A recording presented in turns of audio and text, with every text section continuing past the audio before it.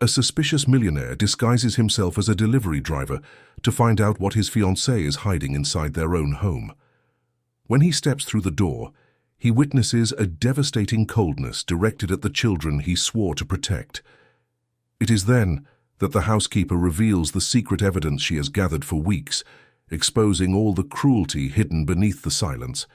Now, he must face the truth and decide how far he will go to save his children and repair what he let break. Arthur Blackwood stared at his phone screen for the 10th time that morning, rereading the last message Emily had sent 3 days ago. Just an okay followed by a full stop. Nothing more. His 8-year-old daughter, who used to fill their chats with heart emojis and excited exclamation marks, now replied as if she were completing a bureaucratic task. He slid his finger across the screen, revisiting old messages, searching for the exact moment when everything had changed. Maybe it was 3 weeks ago, when she stopped sending photos of the drawings she made at school, or a month ago when she stopped asking when he would be coming home.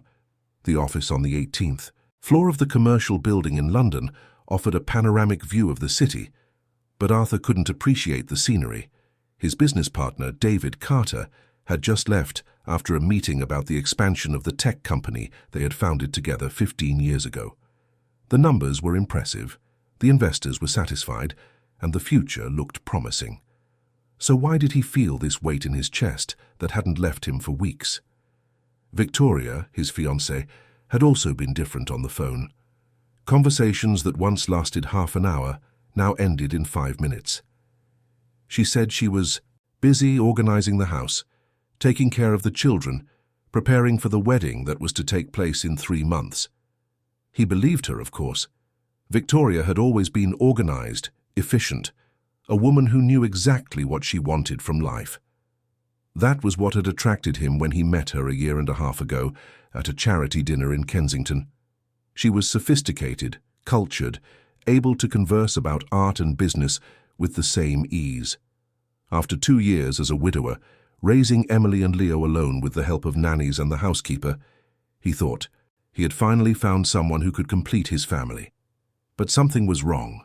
Arthur couldn't name exactly what it was, but the feeling persisted like a shadow that followed him from the moment he woke up until he went to sleep. The calls with the children always happened when Victoria wasn't around. He would call at night after 10 o'clock, when Victoria had already retired to her room with a book. Emily and Leo would answer the video call with restrained expressions, different from the natural joy they used to show.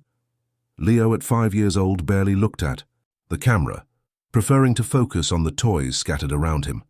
Emily spoke little, answering what was asked and nothing more. The previous week, he had tried to talk to Mrs. Gable, the housekeeper who had worked in the mansion for almost 10 years.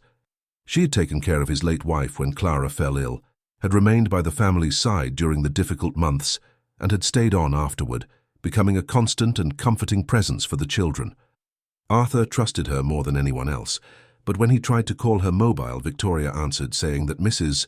Gable was busy cleaning the second-floor bathroom and asked if he wanted to leave a message. He said it wasn't important and hung up, feeling a strangeness he couldn't explain. 2 days later, he tried again. This time, it was Emily who answered the house landline. Her voice was low, almost a whisper, as if she were afraid of being overheard. Arthur asked if everything was okay, if she was happy. There was a pause that was far too long before the reply. "Yes, Daddy, everything is fine." He insisted, asking about school, about her friends, about what she was playing. The answers came in monosyllables, lifeless. Just as he was about to ask about Victoria, he heard his fiancée's voice in the background, calling Emily for dinner. The girl hung up quickly, without a proper goodbye.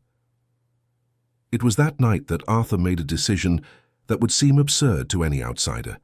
He would cancel the business trip scheduled for the following week and return home unannounced. Not exactly home, he realized, as he formulated the plan. He needed to see what happened when no one knew he was watching. He needed to understand why his children had transformed into silent, distant versions of themselves. He needed to find out what was happening inside that Hampstead mansion that he paid for, but where he lately felt more and more like a stranger. The idea came to him in an almost comical way, inspired by a documentary he had watched on a plane during his last trip. A disguised CEO who worked anonymously in his own company to understand the reality of his employees. Arthur adapted the concept to his situation. He would disguise himself as a delivery driver. The mansion received deliveries almost daily, from online shopping to ready-made, meals that Victoria ordered when she didn't feel like cooking. It would be easy to pass as just another ordinary delivery driver, especially if he wore a cap, sunglasses, and kept his head down. Over the next few days, Arthur prepared everything meticulously. He bought a red delivery driver's uniform from a popular shop in the city centre, chose a simple cap and large sunglasses that covered a good part of his face. He created a fake identity, printed an ID badge with a digitally altered photo. He called Victoria's favorite Japanese restaurant and placed a large order under a fictitious name, scheduling the delivery for a Thursday afternoon, a time when he knew the children would already be home from school. As he drove his discreet car towards his own house, Arthur felt his heart accelerate. Part of him thought this was ridiculous, the overreaction of a paranoid man. Another part, however, the part that couldn't ignore the increasingly cold messages, the prolonged silences, the fear in Emily's eyes during the video calls, knew he had to do this. His fatherly instincts were screaming that something was deeply wrong, and he couldn't live in peace without discovering the truth. He parked 3 blocks away from the mansion and walked the rest of the way carrying the thermal bag with the Japanese food. The electronic gate was closed, as always. Arthur pressed the buzzer and waited, adjusting his cap to better cover his face. Victoria's voice came through the intercom, elegant and controlled as always. "Delivery from Sakura House," he said, his voice slightly altered, deeper and less polished. The gate buzzed open. The garden was impeccable, as Victoria always made sure to maintain. The rose bushes that his late wife Clara had loved so much were still in bloom, cared for by a gardener who came twice a week.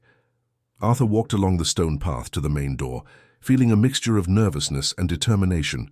He was about to enter his own home as an imposter, to discover truths he suspected were painful. Before he could ring the doorbell, he heard voices coming from inside. The first voice was Victoria's, loud and cold in a way he had never heard before. The second voice was Emily's, small and frightened, trying to explain herself. Arthur pressed his ear against the solid wooden door, his entire body tensing at what he heard. "You are so clumsy," Victoria said with a tone of contempt that made Arthur's stomach turn. "Look what you've done to the rug. This rug cost more than you can possibly imagine." Emily's voice was choked with tears. "It was an accident, Aunt Victoria. I was just trying to get the glass and it fell." Victoria's response came quick and sharp. "An accident? You never do anything on purpose. It's always an accident, just like your mother, who was always tripping and breaking things." Arthur felt anger rise like hot lava in his veins. How dare Victoria speak of Clara that way, especially to Emily? Then he heard another voice, older and familiar.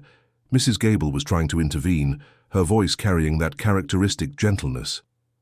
"Miss Victoria, it was just an accident. The girl wasn't to blame.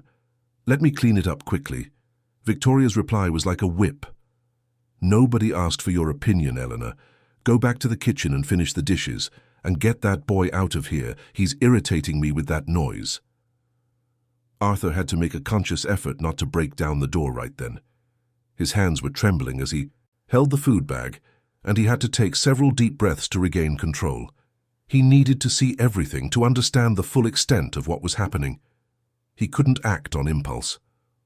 Finally, he rang the doorbell, and the sound echoed inside the house, bringing a sudden silence. Footsteps approached, and the door opened to reveal Victoria, with a perfectly composed expression, as if the last few minutes hadn't happened. "Good afternoon," she said with a professional smile. "The delivery from Sakura House?" Arthur kept his head down, the cap covering most of his face, mumbling a confirmation. Victoria took the bag and turned to call for someone to get money for a tip. It was then that Arthur slightly raised his face and saw past her, into the living room. The scene he found made his world stop. Emily was crouched on the floor, next to the beige Italian sofa, frantically scrubbing an orange stain on the Persian rug with a cloth. Her cheeks were wet with tears, and she kept her head down, as if she wanted to disappear. Leo was huddled behind the armchair, his hands covering his ears, his little body rocking slightly back. And forth in a movement Arthur recognized as what his son did when he was very scared or anxious. Mrs. Gable stood between Victoria and the children, her wrinkled hands clasped over her apron, her face marked with an expression of restrained pain. The scene lasted only a few seconds, but it was enough for Arthur to feel as if someone had pulled the floor out from under his feet. This was not the home he imagined he was providing for his children. This was a house where his children lived in fear, where they were treated like nuisances, where there was no room for normal childhood mistakes, and he wasn't there to protect them. Victoria turned back to him with the money in her hand, and Arthur had to make a superhuman effort to keep his head down and accept the tip without revealing who he was. His hands were shaking so much he almost dropped the notes. "Thank you," Victoria said before closing the door. Arthur stood there for a moment, his breath heavy, his heart hammering in his chest. Arthur walked to the gate like an automaton, his steps mechanical as his mind processed what he had just witnessed.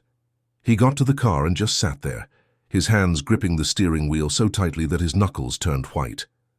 The image of Emily desperately cleaning that rug, of Leo huddled and covering his ears, wouldn't leave his mind. How had he not noticed? How had he been so blind? The pieces began to fall into place with painful clarity. Emily's cold messages weren't pre-teen tantrums or a phase of growing up. They were silent cries for help that he hadn't known how to interpret. Leo's monosyllables on the phone weren't natural shyness. It was fear. Fear of saying too much, of revealing something, of causing more trouble. And Mrs. Gable, always so communicative, so present, suddenly distant and inaccessible. Victoria had created a barrier between him and everyone who could have told him the truth. Arthur picked up his phone and scrolled through his contacts until he found Mrs. Gable's number. He hesitated for a moment, then dialed. The phone rang 5 times before going to voicemail. He tried again. Same thing.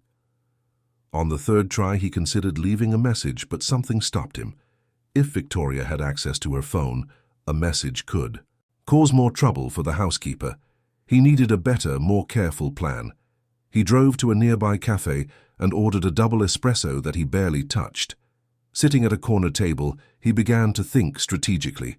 He couldn't just go back to the mansion and confront Victoria based on what he had seen for a few seconds through the door.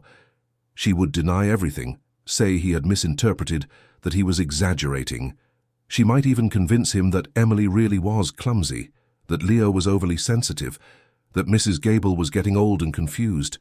Victoria was smart, persuasive. She knew exactly what to say to turn any situation to her advantage. He had seen it in action during business negotiations, when she advised him on how to deal with difficult partners. He needed more. He needed concrete evidence, a clear pattern that couldn't be denied or distorted. Arthur looked at the delivery driver's uniform he was still wearing, and an idea began to form. He knew the house's routine. Victoria had Pilates classes on Tuesday and Thursday mornings, leaving around 9 and returning at noon. The children went to school at 7:30 and returned at 3 in the afternoon. Mrs. Gable arrived at 8 in the morning and stayed until 5. There was a window of opportunity between the children's return from school and Victoria's return from her activities, when only the housekeeper was with Emily and Leo. But how could he be there without raising suspicion? 1 delivery a day would already be strange. 2 or 3 would raise questions. Then he thought of something different. The mansion had a service area with a side entrance used by suppliers and staff. Mrs. Gable always left that door unlocked during the day to facilitate entry for the gardener and the grocery delivery boy. If he could get in there discreetly, he could observe without being seen, understand the real dynamics of the house when he wasn't present. The idea was risky and morally questionable, Arthur knew that. He was planning to spy on his own house, his own fiancée, to invade the privacy of people who were supposed to trust him. But what he had seen through that door, Emily's silent desperation, Leo's paralyzing fear, justified any method necessary to protect his children. He had failed them by being away so much, by not noticing the signs, by bringing someone into their lives who was emotionally hurting them. He would not fail again. He spent the night in a discreet hotel near the mansion, unable to sleep. Every time he closed his eyes, he saw Emily scrubbing that rug, tears streaming down her small face. He saw Leo rocking with his hands over his ears, lost in his world of fear. He saw Mrs. Gable standing there, helpless, witnessing the children's suffering without being able to do anything but try to mitigate it. How many times had that scene been repeated? How many times had his children cried while he was closing multi-million-pound deals and dining with investors? The next morning, Arthur woke with a steely determination. He put on dark, discreet clothes, took a different cap from the day before, and drove to the mansion. He parked on a parallel street where the car wouldn't be visible from the house and walked to the side wall that surrounded the property. He knew every inch of that land. After all, he was the one who had chosen and bought that house 5 years ago, when Clara was still alive and they dreamed of raising their children there, with space and security. The side entrance to the service area was hidden by a jasmine vine that Clara had planted. Arthur waited, observing the empty street before approaching. The door was unlocked, as he had expected. He entered silently, carefully closing it behind him. The service area was empty, with clothes hanging on the line and the smell of washing powder in the air. He could hear voices coming from the kitchen. One was Mrs. Gable's, speaking softly. The other was Emily's. He moved carefully until he found a position where he could see without being seen, hidden behind the ajar door that connected the service area to the kitchen. Mrs. Gable was preparing a snack for the children, cutting fruit on a board. Emily was sitting on the high stool Arthur had bought for her when she was smaller, her legs dangling without touching the floor, her eyes fixed on the housekeeper with a heartbreaking intensity. "Do you think Daddy still likes me?" Emily asked in a voice so small Arthur had to strain to hear. Mrs. Gable stopped cutting the apple and turned to the girl, her eyes welling up. "My love, your father loves you more than anything in this world. He's just very busy with work, but that doesn't mean he doesn't like you." Emily shook her head, the braids Mrs. Gable had done that morning already slightly undone. "Then why doesn't he see that Aunt Victoria is mean to us? Why doesn't he see that she doesn't like me and Leo?" Arthur felt as if a knife had been plunged into his chest and twisted. His daughter thought he didn't care, that he had chosen Victoria over her. Mrs. Gable pulled Emily into a tight hug, giving her the kind of motherly affection the girl was clearly desperate to receive. "Your father doesn't know, my dear. Aunt Victoria behaves differently when he's here. She smiles and pretends she likes you. But I see the truth, and one day your father will see it too." "And what if he doesn't?" Emily asked, her voice muffled against Mrs. Gable's shoulder. "What if he marries her and we have to live like this forever? Will I have to be invisible forever? Will I have to pretend I don't need affection?" The housekeeper gently pushed Emily away and held the girl's face between her hands. "Look at me, Emily. You are not invisible. You are beautiful, smart, caring, and you deserve all the love in the world. Don't let anyone make you believe otherwise, and I promise I will find a way for your father to know the truth." Leo appeared in the kitchen at that moment, dragging his worn-out teddy bear. "Mrs. Gable, is Aunt Victoria coming back soon?" he asked, with obvious fear in his voice. The housekeeper checked the clock on the wall. "We still have an hour, my little angel. Shall we take the chance to play a little?" The boy nodded, but he didn't show the joy a 5-year-old should show at the mention of playing. Instead, he seemed relieved, as if he had been granted an hour of parole. Arthur watched Mrs. Gable take the two children to the living room, where they began to assemble a puzzle on the rug. The same rug where Emily had spilled the juice hours before. The stain was no longer visible. Someone had managed to clean it completely. Probably Mrs. Gable herself, after he had left. He saw how the housekeeper interacted with his children, with infinite patience, answering Emily's questions about the puzzle. Pieces, praising Leo when he found the right fit, laughing with them genuinely. That should have been Victoria's job. That should have been his job. Instead, a woman in her 60s, who earned a modest salary to clean the house, was filling the emotional void that he and Victoria had created in his children's lives. The shame Arthur felt was overwhelming. He had had all the resources in the world to give Emily and Leo a happy and safe life, and instead, he had chosen a woman who treated them like inconveniences, had prioritized business over presence, had outsourced the love his children needed. The sound of the front door opening made everyone in the room freeze. Arthur saw the instant panic in the children's eyes. Emily quickly began to put the puzzle pieces back in the box, her movements frantic. Leo ran behind the sofa, his apparent safe place. Mrs. Gable stood up, smoothing her apron, her expression closing into a neutral mask. The transformation was so quick and rehearsed that it was clear this happened every day. Victoria entered the room carrying shopping bags, wearing expensive gym clothes and imported trainers. Her hair was tied in a flawless ponytail, her makeup light but perfect. She was beautiful. Arthur couldn't deny that, but watching her now with new eyes, he saw a coldness in her features he had never noticed before. "You haven't had lunch yet?" she asked, without really looking at the children. Mrs. Gable replied that she had prepared pasta and that it was in the fridge waiting to be heated. Victoria left the bags on the sofa and finally looked at Emily and Leo. Her gaze swept the room, checking if everything was in order, if nothing was out of place. "Did you do your homework?" she asked in a tone that made it clear she expected an affirmative answer. Emily nodded quickly. Leo remained hidden behind the sofa. Victoria sighed impatiently. "Leo, come out from there now. You're not a baby to be hiding. You're 5 years old. You should act like a big boy." Arthur saw his son slowly emerge, head down, teddy bear clutched against his chest. Mrs. Gable took a step forward, clearly wanting to intervene, but a look from Victoria made her retreat. Victoria picked up one of the bags and started taking out new clothes, expensive pieces from designer shops. On Bond Street, she held a blue dress against her body and turned to the large mirror in the room. "Isn't it beautiful?" she said, more to herself than to anyone else. "This will be perfect for the wedding." Emily watched from the edge of the sofa, saying nothing. Arthur noticed how small his daughter seemed at that moment, huddled, trying to take up as little space as possible. "Aren't you going to ask about the dress, Emily?" Victoria said, still looking in the mirror. The girl seemed confused about what to say.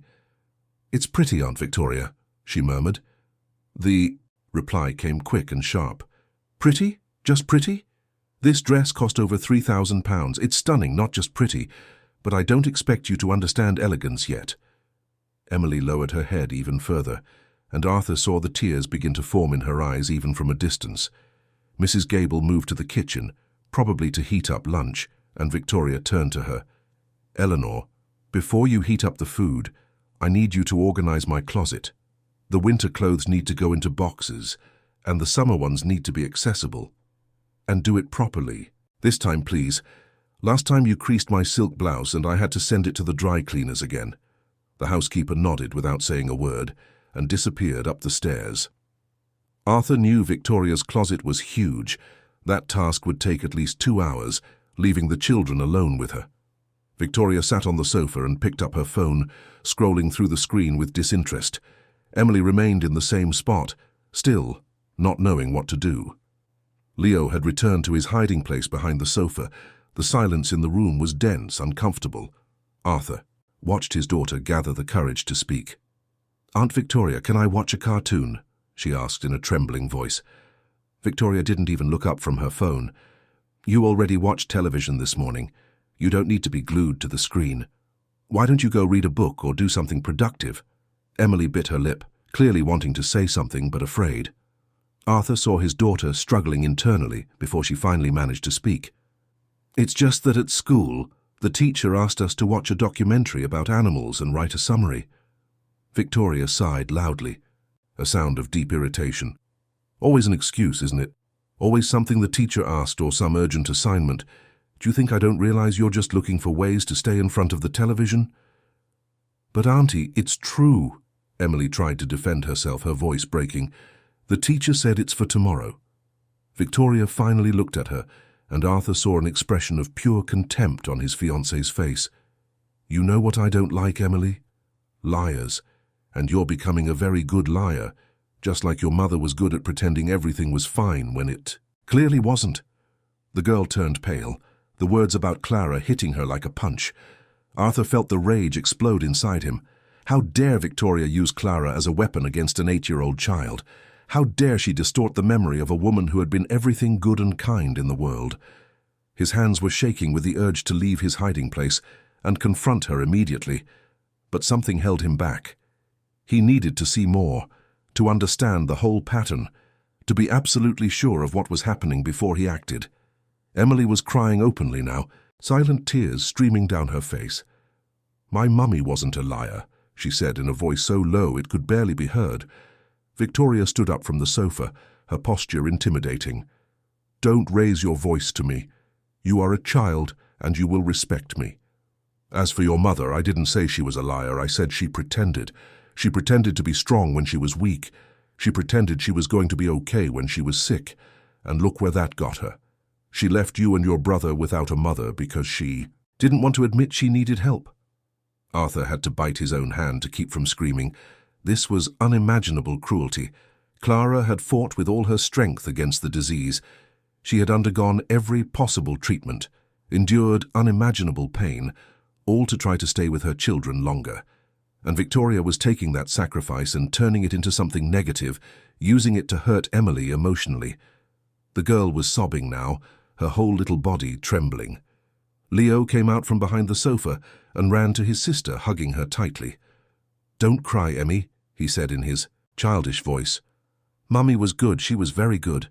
Victoria looked at the two siblings embracing with an expression Arthur could only describe as annoyance. "Great. Now they're both having a dramatic fit. This is exactly what I need in the middle of the afternoon. You're going to your room now and you're not coming down until you stop this theatrics." The two siblings didn't move, locked in their mutual embrace. Victoria took 2 steps towards them, and the fear in the children's eyes was instantaneous. "I said now." They quickly separated and ran up the stairs, their hurried little steps echoing through the house. Arthur heard them enter the room and close the door.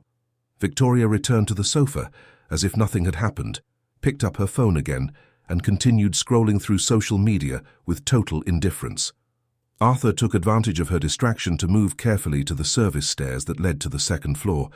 He knew every creaky step, every floorboard that made a sound. He went up carefully, his heart pounding, until he reached the 2nd floor corridor. The door to Emily's room was closed and he could hear muffled voices coming from inside. He approached and pressed his ear to the wood. Emily was trying to calm Leo, who was crying softly. "Don't be sad, Leo. Mummy was very good. It's Aunt Victoria who's mean and tells lies. Let's think of good things, okay? Let's remember that time Mummy took us to the park and bought us cotton candy." Leo sobbed. "I wish Mummy would come back. I wish Daddy would come back too. Why doesn't he come and play with us anymore?" Emily's reply came laden with a sad maturity, far beyond an 8-year-old's. "Daddy's busy, Leo, and when he marries Aunt Victoria, he'll be even further away. We'll have to learn to live like this. But I'm here with you, okay? I'll always be here with you." Arthur leaned his forehead against the door, the tears he had held back until then finally escaping. His children had developed an emotional survival system where they took care of each other because the adults around them had failed them. He heard footsteps coming up the main staircase and quickly hid in the guest room at the end of the corridor. Mrs. Gable appeared carrying a pile of folded clothes. She stopped in front of the children's room and knocked gently. "Can I come in, my loves?" she asked tenderly. A muffled yes was heard, and she entered, closing the door behind her. Arthur waited a few minutes before approaching again. Mrs. Gable was sitting on Emily's bed, with the 2 siblings nestled on either side of her. She had a book in her hands, one of Clara's favorites, and was reading in a low voice. But more important than the words was the way the children clung to her, as if she were a lifebuoy in the middle of a stormy ocean. Mrs. Gable stroked Emily's hair as she read, and held Leo's small hand tenderly. When she finished the story, Leo looked up at her with his big eyes. "Mrs. Gable, will you stay here forever?" he asked with so much fear in his voice it was heartbreaking. "You won't go away like Mummy did, will you?" Mrs. Gable pulled them both into a tight hug. "I'm not going anywhere, my love. I promise I will always take care of you. Aunt Victoria can give me 1,000 tasks, but I will always find time for you." Emily moved away a little and looked into the housekeeper's eyes. "Do you think you can talk to Daddy? Tell him what it's really like here, because I tried, but he was busy. And when he calls, Aunt Victoria is nearby, so I can't say anything." Mrs. Gable sighed deeply. "I've tried, my dear. I've tried 3 times. But your father is always traveling or busy, and Aunt Victoria doesn't let me talk to him alone. But I won't give up. I promise I will find a way for him to know the truth." Leo started playing with the string of Mrs. Gable's apron. "If Daddy marries, Aunt Victoria, will we have to call her Mum?" he asked with obvious dread. The housekeeper shook her head firmly. "No one can force you to call anyone Mum. You had a wonderful mother, and her memory is yours alone. No one can take that away." Emily nodded, looking a little relieved but still scared. The conversation was interrupted by Victoria's voice calling from downstairs. "Eleanor, have you finished the closet yet? I need you to start preparing dinner. We have guests coming tonight." Mrs. Gable stood up quickly, smoothing her apron. "I have to go, but you two stay. Here in your room and play quietly, okay? And remember, no matter what she says, you are wonderful and much-loved children." The children waved, and Arthur saw the housekeeper's reluctance to leave them alone. Arthur remained hidden, watching for a few more minutes. He saw the children sit on the bedroom rug and start assembling puzzles in silence, their movements careful, as if they were afraid of making too much noise. Emily helped Leo find the right pieces, her voice low and patient, taking on a maternal role that shouldn't be hers. The boy followed his sister's instructions docilely, his little face still showing traces of recent tears. The scene was simultaneously beautiful and heartbreaking. 2 small children creating their own safe haven inside a house that should have been entirely safe for them. Arthur thought of all the nights he had spent in luxury hotels, all the meetings he had prioritized, all the business dinners that had seemed so important at the time. And while he was doing all that, accumulating professional success, his children were here developing emotional survival strategies, learning to become invisible, learning that their feelings were inconvenient. He heard Victoria coming up the stairs and quickly returned to his hiding place in the guest room. She walked down the corridor with determined steps, entered the master bedroom and closed the door. Arthur took the opportunity to go down the service stairs again, needing to process everything he had seen and decide his next steps. In the kitchen, he found Mrs. Gable starting to prepare dinner, her movements mechanical, but her hands trembling slightly. She was chopping vegetables, but tears were silently streaming down her wrinkled face. Arthur watched for a moment, seeing the weight that woman carried, the pain of witnessing the children's suffering day after day without being able to do much beyond offering comfort in stolen moments. She had tried to warn him, had risked her job recording the evidence, and he had been too blind, too distant, too absent to notice. Arthur left the house through the same side door he had entered, his heart heavy with what he had witnessed. He returned to his car parked blocks away and just sat there, processing. The image of Emily desperately cleaning the rug, the image of Leo rocking with his hands over his ears, the image of Mrs. Gable reading to them as the only adult willing to give the love they needed, the image of Victoria scrolling on her phone with total indifference to the suffering she caused. Each scene was etched in his memory with painful clarity. He thought of Clara, of how she would react if she could see what her children were going through. She would be devastated. She would be furious with him for bringing someone like that into their lives. But more than that, she would be disappointed in him for not being present enough to notice. Clara always said that the greatest gift they could give their children was presence, attention, time, and he had given them everything but that. Arthur picked up his phone and called David, his partner. They needed to talk urgently about Arthur significantly reducing his involvement in the company. He couldn't live like this anymore, sacrificing his children on the altar of professional success. David tried to argue that Arthur was essential to the business, but Arthur was firm. Nothing was more essential than being the father Emily and Leo deserved. Nothing. Arthur remained hidden in the guest room for almost 20 minutes, processing everything he had seen and heard. Every word spoken by Victoria echoed in his mind. Every one of Emily's tears burned in his conscience. Every tremor of fear from Leo weighed on his heart. He had come looking for answers and had found a reality far worse than anything he could have imagined. His children were not just being neglected, they were being systematically emotionally destroyed by a woman he had brought into their lives. But something else bothered him deeply. Mrs. Gable had mentioned that she had tried to speak to him 3 times. He didn't clearly remember all those attempts, which meant she was, right? He was always too busy, always prioritizing the next deal, the next contract, the next meeting. And when the housekeeper finally tried to leave a note, Victoria intercepted it and threatened her. How many other things had Victoria hidden from him?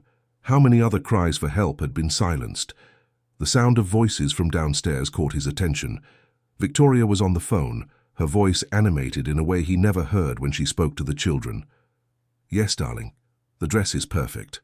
I'm going to look stunning at the wedding. Arthur, I can't wait to finally get out of this tiring phase and start our real life." There was a pause as she listened to the person on the other end. She laughed, a light, genuine sound she rarely showed at home. "The children? Oh, they're fine. I mean, surviving. Honestly, I don't know how people put up with children all day. They're so needy, so dramatic. Emily cries over anything, and Leo lives in hiding as if I were a monster. But anyway, just a few more years until they go to boarding school. Arthur has already agreed it would be better for their education. They'll probably go to a school in Switzerland, and then I'll finally have the house to ourselves." Arthur went cold. He had never agreed to boarding school. They had never even discussed it seriously.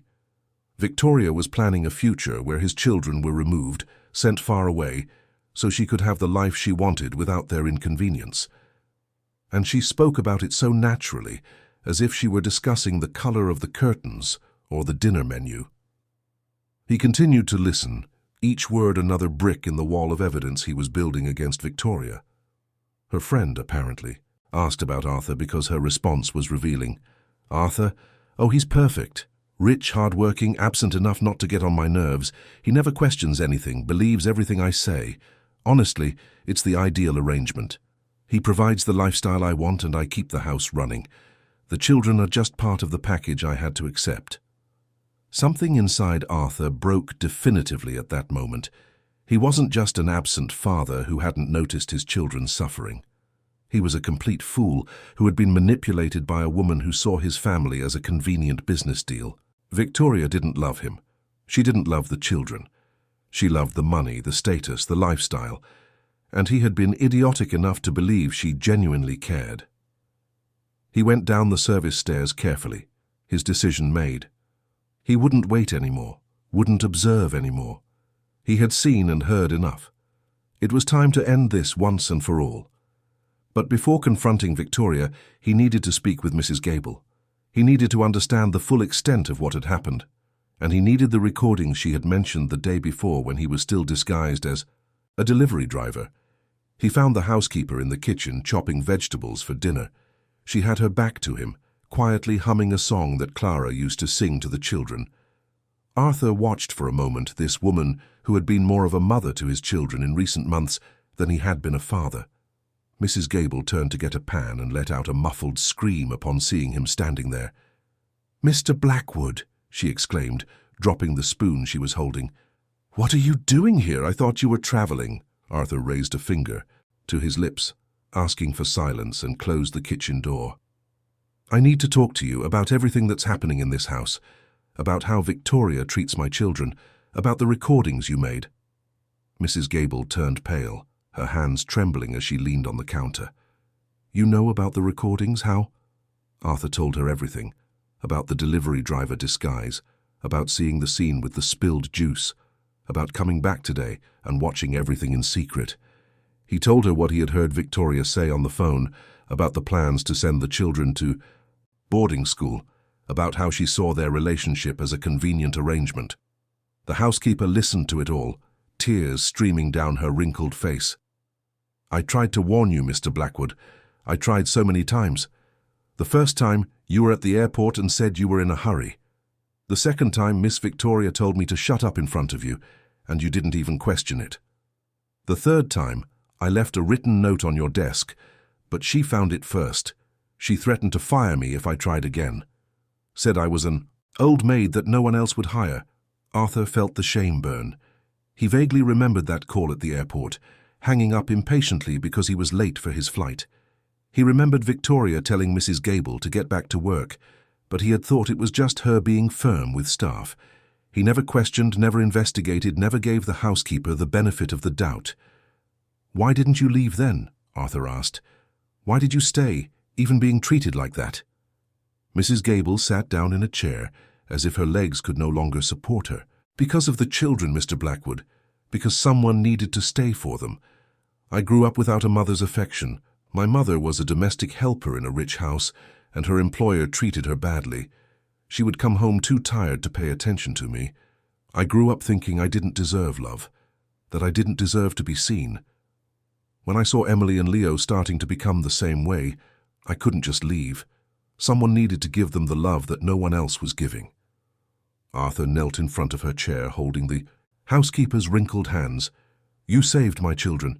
You did what I should have done, and I will never be able to thank you enough. But now I need the recordings.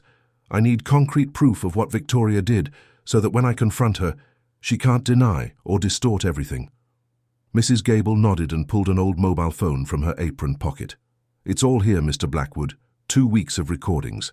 I turned on the recorder every morning and left it in my pocket all day. It has everything.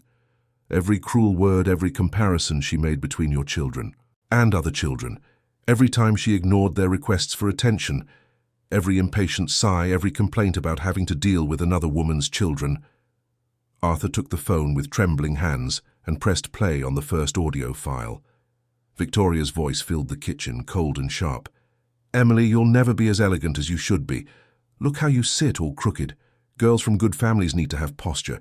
Your mother at least knew how to do that right." Then another recording.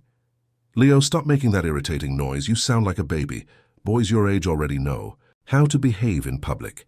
I don't know why you can't be normal like other children." Recording after recording, Arthur listened to his fiancée systematically destroy his children's self-esteem. He heard moments where Emily tried to show a drawing she had made at school, and Victoria said she was too busy. He heard Leo ask her to read a story before bed, and Victoria say he was too old for that. He heard Victoria sighing loudly every time the children tried to talk to her, as if their presence were an unbearable weight.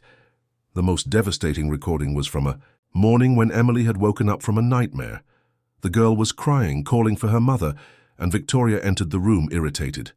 "Your mother isn't here, and she's never coming back. You need to get over it and grow up. Crying won't bring her back, and it's just giving me a headache. Go back to sleep and stop this drama." Arthur heard Emily sob for a few more minutes, before finally calming down on her own, without any comfort, without any hug. When the audio's finished, Arthur's face was wet with tears. He had listened to his 8-year-old daughter, being taught that her feelings didn't matter, that asking for affection was being dramatic, that missing her mother was something to be overcome quickly and alone. He had listened to his 5-year-old son being negatively compared to other children, being made to feel that something was wrong with him for being sensitive and needing affection. And all of this was happening while he was closing deals and dining with investors, completely oblivious to the suffering unfolding in his own home. "Mrs. Gable, where are the children now?" Arthur asked, trying to control the emotion in his voice.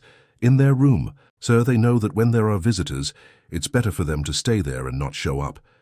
Miss Victoria doesn't like it when they're around when she has society people over. Says they don't know how to behave properly." Arthur closed his eyes, the pain almost physical.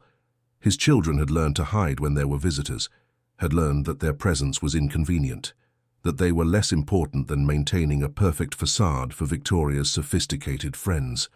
How many times had this happened? How many parties and dinners where Emily and Leo were locked in their room, hearing laughter and lively conversation from downstairs, being reminded that they were not welcome in their own home? "I need these recordings, Mrs. Gable," Arthur said with renewed determination. "I need every piece of evidence you've collected. When I confront Victoria, she'll try to deny everything. She'll try to convince me I'm exaggerating, that I'm misinterpreting. But these recordings are irrefutable proof. They are her own words, spoken when she thought no one was documenting, when the mask came off completely." Mrs. Gable pulled the phone from her pocket again and handed it to Arthur with trembling hands. "There's more, Mr. Blackwood. There are photos too. Photos from when she would send the children to bed without dinner if they didn't eat what she prepared, even knowing that Leo doesn't like aubergine and Emily is allergic to seafood. There are text messages she sent to friends complaining about the children, saying horrible things. I saved everything." Arthur took the phone and began to scroll through the photos. There was one of Leo sitting alone at the dining table, a plate of cold food in front of him, tears on his face because Victoria had said he couldn't leave the table until he finished everything, even after sitting there for 2 hours. There was one of Emily doing homework late at night, dark circles evident, because Victoria wouldn't let her start earlier, saying she first had to do all the household chores assigned to her. Absurd tasks for an 8-year-old like cleaning bathrooms and organizing cupboards. The text messages were even worse. In a conversation with a friend, Victoria wrote, "His kids are a nightmare. The girl is clingy and dramatic. The boy is a crybaby. I don't know how I'm going to last until the wedding, let alone after." In another message, "You were right. I should have demanded he put the kids in boarding school before accepting the proposal. Now I'm stuck with them. At least the house is beautiful and the credit card has no limit." Arthur felt nausea rise. There it was, written clearly, without any ambiguity.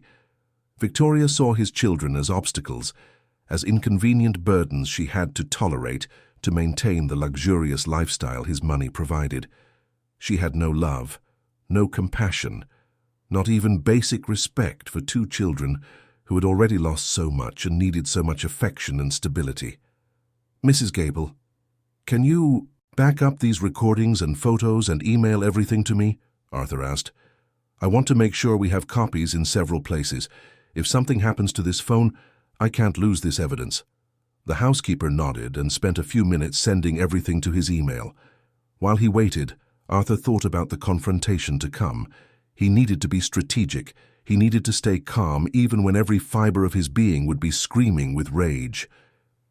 "Mr. Blackwood," Mrs. Gable said when she finished sending the files, "may I say something?" "Always." She took a deep breath, choosing her words carefully. "You are a good man who has made terrible mistakes, but good men can learn, can change, can fix what they've broken.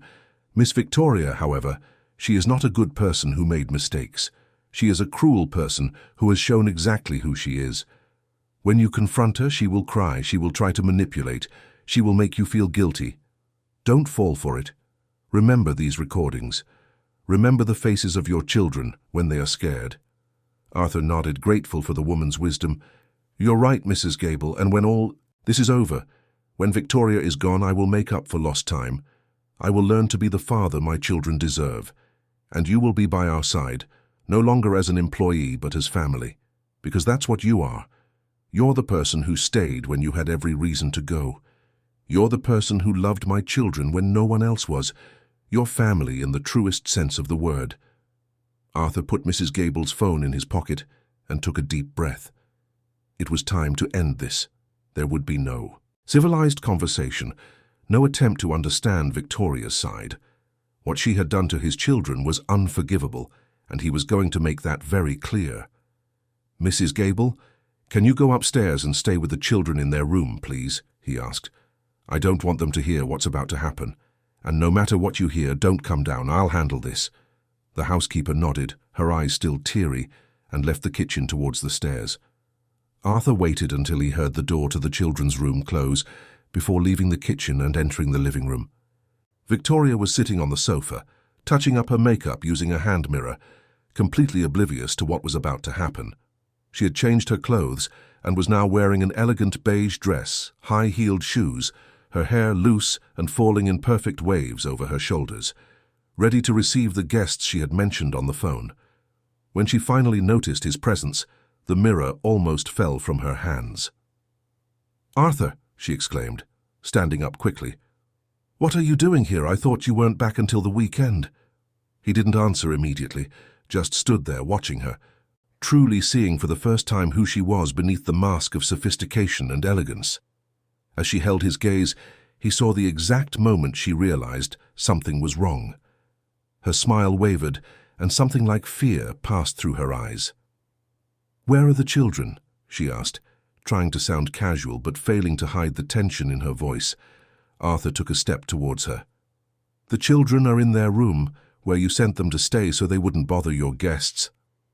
Victoria blinked, confused. "I didn't send them to their room. They chose to stay there. And play." Arthur laughed, but it was a bitter, humorless sound. "You really are a natural liar, aren't you, Victoria? You lie so easily, it's as if you believe your own lies." Her face hardened. "I don't know what you're talking about, but I don't like your tone. If you're stressed from work, don't take it out on me." Arthur pulled Mrs. Gable's phone from his pocket and held it up. "Do you know what's on here, Victoria? 2 weeks of recordings. Every cruel word you said to my children. Every destructive comparison. Every moment of calculated coldness. All documented. All recorded. Forever." The color drained from Victoria's face. She took a step back, her hand instinctively going to her throat. Eleanor had no right to do that. "That's an invasion of privacy. It's illegal." Arthur shook his head. "What's illegal is the emotional abuse of children. What's illegal is manipulation and cruelty. But we don't even need to talk about illegality, because I heard everything with my own ears. I was here, Victoria. Yesterday and today, I saw you scold my daughter for spilling juice. I saw you use the memory of their mother as a weapon. I heard you on the phone talking about sending my children to boarding school without my consent." Victoria tried to compose herself, smoothing her dress in a nervous gesture. "You were spying? That's sick, Arthur. What's gotten into you?" He ignored her attempt to turn the situation around. "I'm going to ask you once, why? Why did you agree to marry me if you didn't want the children? Why did you pretend you could be a mother figure to them? Why did you cause so much suffering to 2 children who have already lost their mother?" Victoria crossed her arms in a defensive posture. "I never pretended anything. I was honest from the beginning about not having a maternal instinct. You knew I didn't want my own children. Your children came as part of the package, and I accepted. But that doesn't mean I had to love them instantly, or pretend that being a stepmother was easy." Arthur took another step towards her, his voice low but filled with restrained anger. "I'm not talking about instant love. I'm talking about basic human decency. I'm talking about not destroying an 8-year-old's self-esteem. I'm talking about not making a 5-year-old boy feel abnormal for needing affection." Victoria threw her hands up in exasperation. "Oh, of course, now I'm the monster. And you, Arthur? Where were you when your children needed you? Traveling? Closing deals? Dining with investors? Always absent? Always too busy? I was at least here keeping the house running, making sure they got to school on time, that they had food on the table, that the house was clean. You left me alone with them and expected what? That I would be the perfect replacement for Clara." The mention of Clara's name made Arthur clench his fists. "Don't you dare say her name. Clara would never use her own illness as a weapon against a child. Clara would never tell Emily she was clumsy like her mother was. Clara would never say that Leo needs to be normal like other children. And yes, I was absent, and that's my fault, and I will carry that guilt forever. But my absence does not justify your cruelty." Victoria began to pace the room, her agitation becoming evident. "You don't understand what it was like, Arthur. Day after day, trying to get 2 traumatized children to like me while they looked at me as if I were the villain who had stolen their mother's place. Emily constantly tested me, spilling things, making messes just to see my reaction. Leo cried over anything, hid as if I were going to hit him when I never laid a finger on them." Arthur shook his head in disbelief. "You really believe that? You really think an 8-year-old was testing you on purpose? That a 5-year-old was hiding for drama?" They were scared, Victoria. They were lost, missing their mother, trying to adapt to someone new in the house. And instead of being patient, instead of understanding that a child needs time and affection, you decided they were the problem. Victoria stopped pacing and faced Arthur. "Maybe they were the problem. Have you considered that? Children who lost their mother, who have an absent father, who are spoiled by the maid. They needed boundaries, discipline, someone who wouldn't coddle them all the time. I tried to raise them to be better people, and you're crucifying me for it." Arthur took out the phone again and pressed play on one of the audios.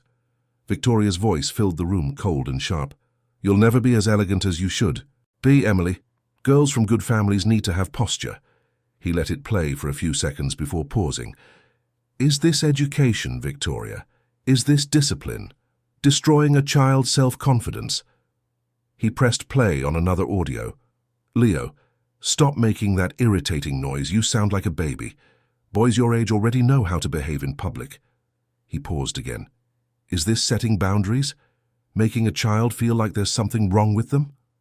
Victoria turned pale, hearing the audios, concrete proof of her words being thrown back at her. I was having a bad day, she tried to justify weakly. Everyone loses their patience sometimes. It doesn't mean I'm a terrible person. Arthur continued to play the audios, one after another, forcing her to listen to her own cruelty.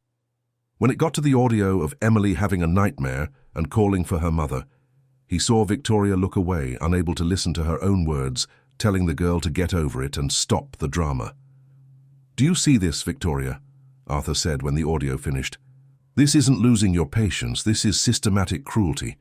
This is denying a child the basic right to feel their emotions, to process their pain, to need comfort. Victoria wiped away a tear that had escaped, but Arthur felt no pity. They were tears of self-pity, not genuine remorse. I didn't want this, she said in a broken voice. When I met you, I thought it would be different. I thought I could do it, but I couldn't. I just don't have it in me to be a mother to them. Arthur nodded. Then you should have left.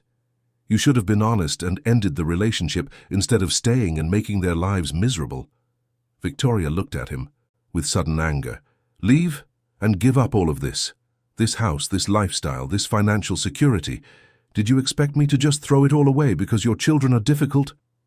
There it was, finally, Arthur thought. The naked truth, without masks, without excuses. Victoria had stayed for the money, the comfort, the status. The children were just inconvenient obstacles she had to tolerate to maintain the lifestyle she wanted. They are not difficult, Victoria, Arthur said with an icy calm. They are normal children who lost their mother and needed love and understanding. Any minimally decent person would have given them that. But you chose to torture them emotionally because it was more convenient to take out your frustrations on them than to admit you had made a wrong choice in agreeing to marry me. Victoria crossed her arms in a defensive posture. Don't make me the complete villain in this story, Arthur. You failed them too. Where were you when they cried at night? Where were you on birthdays and school plays? Always traveling, always busy, always putting business before family. It's true, Arthur admitted without hesitation. I failed terribly. I was an absent father who got all my priorities wrong. But at least now I recognize my mistakes and I'm willing to completely change my life to fix it. You can't even admit that what you did was wrong. You keep justifying yourself, blaming the children, blaming me, blaming anyone but yourself. Victoria turned her face away, unable to maintain eye contact. I tried, Arthur. You don't know how much I tried in the beginning, but they wouldn't accept me, no matter what I did. Always comparing me to Clara, always treating me like an intruder. Because you were an intruder, Arthur said with a harshness. That surprised even himself. Not because you were new to the family, but because from day one you made it clear you didn't want to be there emotionally. Children feel these things, Victoria. They know when someone is faking affection, when someone sees them as a burden. You never gave them a real chance because from the beginning you only cared about what I could give you materially. Victoria laughed bitterly. And you only cared about having a convenient replacement for Clara, someone to keep the house running, to take care of your children so you could continue your life as a successful executive without any interruption. The accusation hit Arthur because it contained truth. He had sought convenience over genuine connection. He had chosen Victoria because she fit perfectly into the life he had built, without realizing that that life was fundamentally wrong. You're right about that too, he said. I was looking for convenience, but at least now I have the decency to admit it and change. Are you going to continue forever playing the victim and blaming others for your cruel choices? Victoria picked up her handbag from the sofa, her movements abrupt and angry. You know what, Arthur? I deserve better than this. I deserve better than being treated like a monster for trying to bring order and discipline to a chaotic house. I deserve a partner who appreciates me, who recognizes my efforts instead of crucifying me for not being perfect. I'll find someone who values what I offer, someone who doesn't come with the complicated baggage of traumatized children. Arthur shook his head in disbelief. You still don't get it, do you? The problem isn't that you're not perfect. The problem is that you're cruel. There's a huge difference, and Victoria threw open the front door with force. I hope you and your children are very happy together. I hope it was worth destroying what we could have built." She left without looking back, slamming the door with a bang that echoed through the entire house. Arthur stood there for a long moment, listening to the sound of her car starting and driving away. Part of him felt relief, another part felt deep shame for having allowed the situation to go on for so long, for being so blind for so long. Arthur looked at Victoria as if seeing her for the first time. Before him stood a woman who had coldly calculated every step, who had feigned feelings she didn't have, who had used his children as bargaining chips to secure a comfortable life. And worst of all, he had been too blind to see it. "I want you out of this house now," he said in a calm voice that hid the storm inside. "Get your things and leave. The engagement is off. I don't want to see you near my children ever again." Victoria laughed, but it was a hysterical, humorless sound. "You can't just kick me out, Arthur. This house is mine too. I'm marrying you in 3 months. I have rights." Arthur shook his head. "This house is in my name. We never married, so you have no rights to anything. And as for the wedding, it's cancelled. Considering I have recordings of you emotionally abusing my children, I suggest you leave without making a scene. Unless you want me to hand these recordings over to a lawyer and turn this into something much more complicated for you." The threat was clear, and Victoria understood. She straightened her shoulders, trying to maintain some dignity. "Fine, I'll get my things, but know that you're just as guilty as I am, Arthur. You chose a partner who clearly didn't want to be a mother. You were never present for your children. You outsourced the love they needed. I may have been cruel, but you were neglectful. And in my opinion, that's just as damaging." The words hit Arthur like arrows because they contained a truth he couldn't deny. Victoria was right about one thing. He had been neglectful. He had repeatedly chosen work over his children. He had hired nannies and relied on Mrs. Gable instead of being present himself. He had fallen for a woman who showed from the start that she had no interest in motherhood, but he ignored the signs because she fit well into his professional and social life. "You're right," he said finally. "I failed them too. But at least I'm going to admit it and try to fix it. You don't even see what you did wrong." Victoria went upstairs without replying, and Arthur heard her quick footsteps overhead. She was getting her things from the master bedroom. He sat on the sofa and put his face in his hands, trying to process everything. In less than 24 hours, his life had been turned upside down. The engagement was over. The woman he thought he knew had revealed herself to be someone completely different. And now he had to figure out how to start fixing the damage that had been done to his children's lives. About 30 minutes later, Victoria came down carrying 2 large suitcases. She had changed out of the elegant dress into casual clothes and had removed her makeup. She seemed smaller somehow, less imposing. She stopped at the living room door and looked at Arthur one last time. "I hope you're happy. With your decisions, I hope it was worth throwing away what we had." He looked up at her. "We had nothing, Victoria. It was all an illusion, a fantasy I built because I didn't want to face the reality of raising 2 children alone. But it's over. Leave and don't come back." Victoria turned and left, slamming the door behind her. Arthur heard the sound of her car starting and then driving away. The silence that followed was deafening. He sat there for a long time, not knowing what to do. Finally, he stood up and slowly climbed the stairs. He stopped in front of the children's bedroom door and took a deep breath before knocking gently.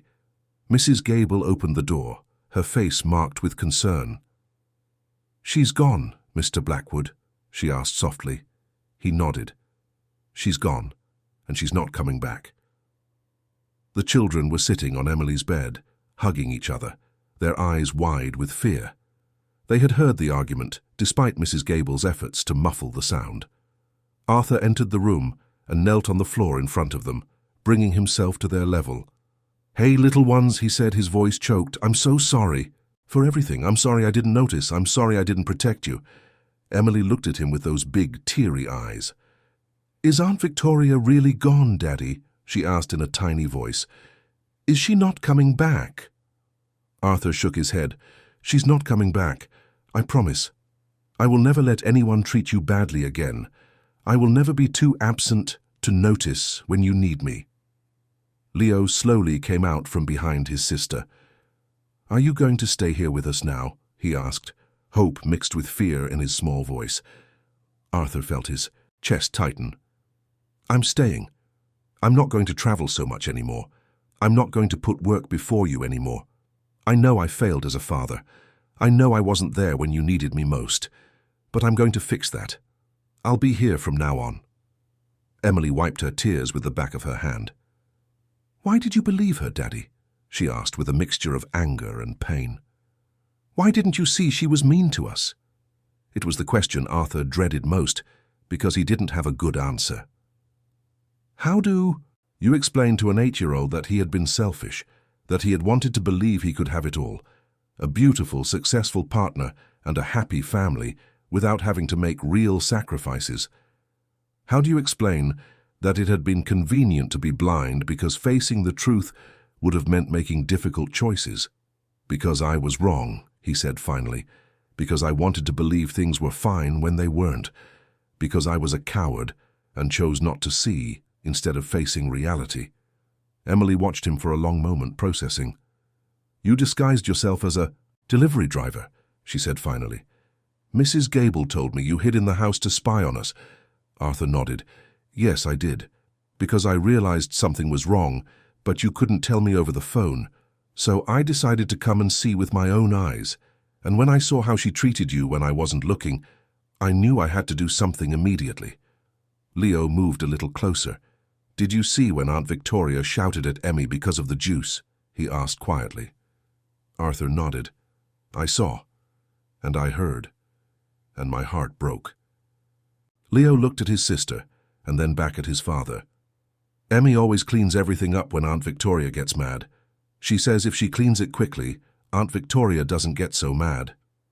Arthur pulled them both into a tight hug, finally allowing himself to cry. "You shouldn't have had to do that. You're children. You should be able to make messes, spill things, make mistakes without being afraid of being cruelly reprimanded." Emily pulled away from the hug a little and looked into her father's eyes. "Do you promise you won't travel anymore?" she asked with a heartbreaking vulnerability. "Do you promise you'll stay even when it's hard, even when we do things wrong, even when we're annoying?" Arthur held her little face in his hands. "I promise, Emily. I promise I'll be here. I'll learn to be the father you deserve. It will take time and I'll make mistakes because I'm learning too. But I swear I will try every single day." Leo clutched his teddy bear against his chest. "And will Mrs. Gable still be here?" he asked with obvious fear. "She won't go away like Aunt Victoria did, will she?" Arthur looked at the housekeeper, who was standing near the door, tears silently streaming down her face. "Mrs. Gable is never leaving. She's part of our family and she always will be. In fact," he continued, looking at the housekeeper, "I wanted to talk to you about that, Mrs. Gable. As of today, you no longer work as a housekeeper here." Panic crossed her face.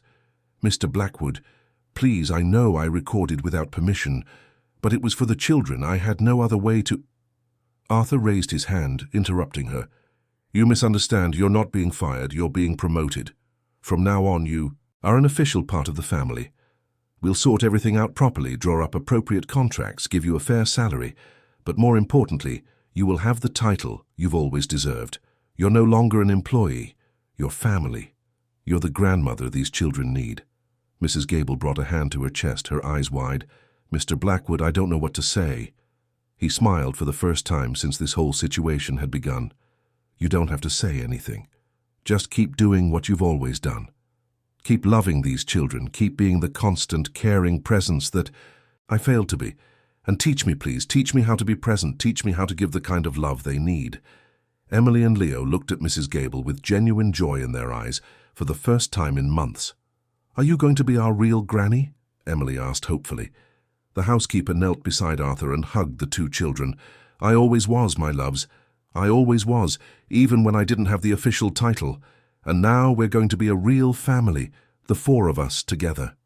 The first few days after Victoria's departure were strange and delicate, as if everyone were walking on broken glass. Arthur cancelled all his scheduled trips for the next month and delegated most of his responsibilities to David, his partner.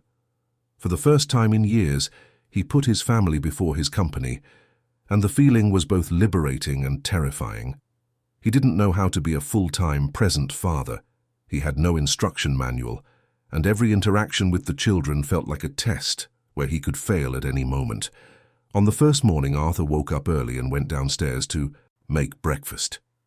He had decided he would take on some of the practical tasks of the house, not just to relieve Mrs. Gable, but also to be more involved in the children's daily routine. He burned the first pancakes, forgot to add sugar to the batter, and ended up making a considerable mess in the kitchen. When Mrs. Gable appeared, she found him standing in front of the stove, surrounded by dirty bowls and splatters of batter, with a look of comical despair on his face. "Let me help you, Mr. Blackwood," she said with a gentle smile. "Making pancakes has its tricks." They worked side by side, and Arthur realized there was something therapeutic about performing simple, concrete tasks. Mrs. Gable taught him to test the temperature of the pan by dripping a drop of water on it, to wait until bubbles appeared in the batter before flipping, and not to press down with the spatula, or the pancakes would become flat.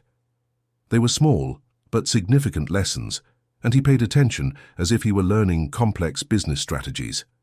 When Emily and Leo came down for breakfast, they found the table set with slightly toasted pancakes, cut fruit, and orange juice. Arthur was wearing an apron with flour on his face and a nervous smile. "I made breakfast," he announced, as if he had conquered Everest. "Mrs. Gable helped me, but I did most of it." The children looked at the table and then at him, surprise evident on their faces. "Daddy, you can cook?" Emily asked with genuine disbelief. Arthur laughed, a slightly embarrassed sound. "Not very well yet, but I'm learning. Try them and tell me if they're at least edible." Leo climbed onto his chair and took a pancake, biting carefully. "It's yummy, Daddy," he said, his eyes lighting up. "It has some burned bits, but it's yummy." Emily also tried one and nodded. "It's better than the ready-made ones Aunt Victoria used to buy from the supermarket. At least these are made with love." The mention of Victoria brought a momentary silence. Arthur sat at the table with them and served pancakes for everyone. "About Aunt Victoria," he began carefully. "I know you must be confused about what happened, about why she left so suddenly. I want you to know you can ask me any questions and I'll answer honestly." Emily fidgeted with her fork, pushing pieces of pancake around her plate. "Was she really mean, or were we just imagining things?" Arthur felt his heart ache. "She was mean, Emily. The way she treated you wasn't right. It wasn't fair. And it wasn't your fault. You are wonderful children, and you deserve to be treated with love and respect. What she did was wrong, and I should have realized it much sooner." Leo looked at his father with those big eyes. "You're not going to bring another mean auntie to live with us, are you, Daddy?" The question revealed the deep fear that experience had planted in the boy. Arthur reached out and held Leo's little hand. "I'm not bringing anyone. For now it's just the four of us, me, you, Emily, and Mrs. Gable, who is now officially family. And if someday in the very distant future I meet someone, you will meet that person too, and you will have a say in whether or not she should be part of our lives. I will never again make such an important decision without considering how you feel." Mrs. Gable, who was refilling the cups with more juice, paused and looked at Arthur with approval. "You're doing the right thing. These children need to know that their opinions matter, that their feelings are valid." Emily finished her pancake and took a sip of juice. "Daddy, can I ask you a hard question?" she said hesitantly. Arthur nodded, preparing himself mentally. "Of course, sweetheart, you can ask anything." "Why did you choose her?" Emily asked with raw vulnerability. "Why did you choose someone who didn't like us? Didn't you see that she didn't want to be our mum?" It was the question Arthur had asked himself 1,000 times since discovering the truth. "I chose her because it was convenient," he answered with painful honesty. "Because she fit well into my professional life, because she was smart and beautiful and seemed like the perfect partner. But I didn't pay attention to what really mattered. I didn't pay attention to how she interacted with you, to how you felt around her. I was selfish and stupid." Emily processed this for a moment. "Did you love her more than you love us?" The question was like a stab wound. "No, Emily, never. I love you more than anything in this world. I always have. The problem is that I didn't know how to show that love in the way you needed. I thought providing money, comfort, material security was enough. But love isn't just that. Love is presence, it's attention, it's being there for the important moments and the ordinary ones too. Leo had been quiet during the conversation, just listening, but now he spoke. Daddy, are you really going to stay here with us, even when you have an important meeting, even when you have to travel? Arthur stood up and walked around the table, kneeling between the two children's chairs. I'm staying, I've already talked to my partner, and we're reorganizing everything. I'll be working from home most of the time, and when I need to go to the office, it will only be for a few hours. Trips only if they're absolutely necessary, and even then, only with your consent. Emily looked him in the eyes, searching for signs of a lie, of empty promises like the ones she had heard before. And if we need you in the middle of the day? She asked, testing him. If we call, will you answer? Always, Arthur promised. It doesn't matter if I'm in a meeting or talking to an important client. If you call, I'll answer. You are my priority now. You should have been from the very beginning, but I'm fixing that now. Mrs. Gable discreetly wiped away a tear, moved by the scene. I think it's time for you two to get ready for school, she said gently. Come on, leave the plates. I'll wash them later.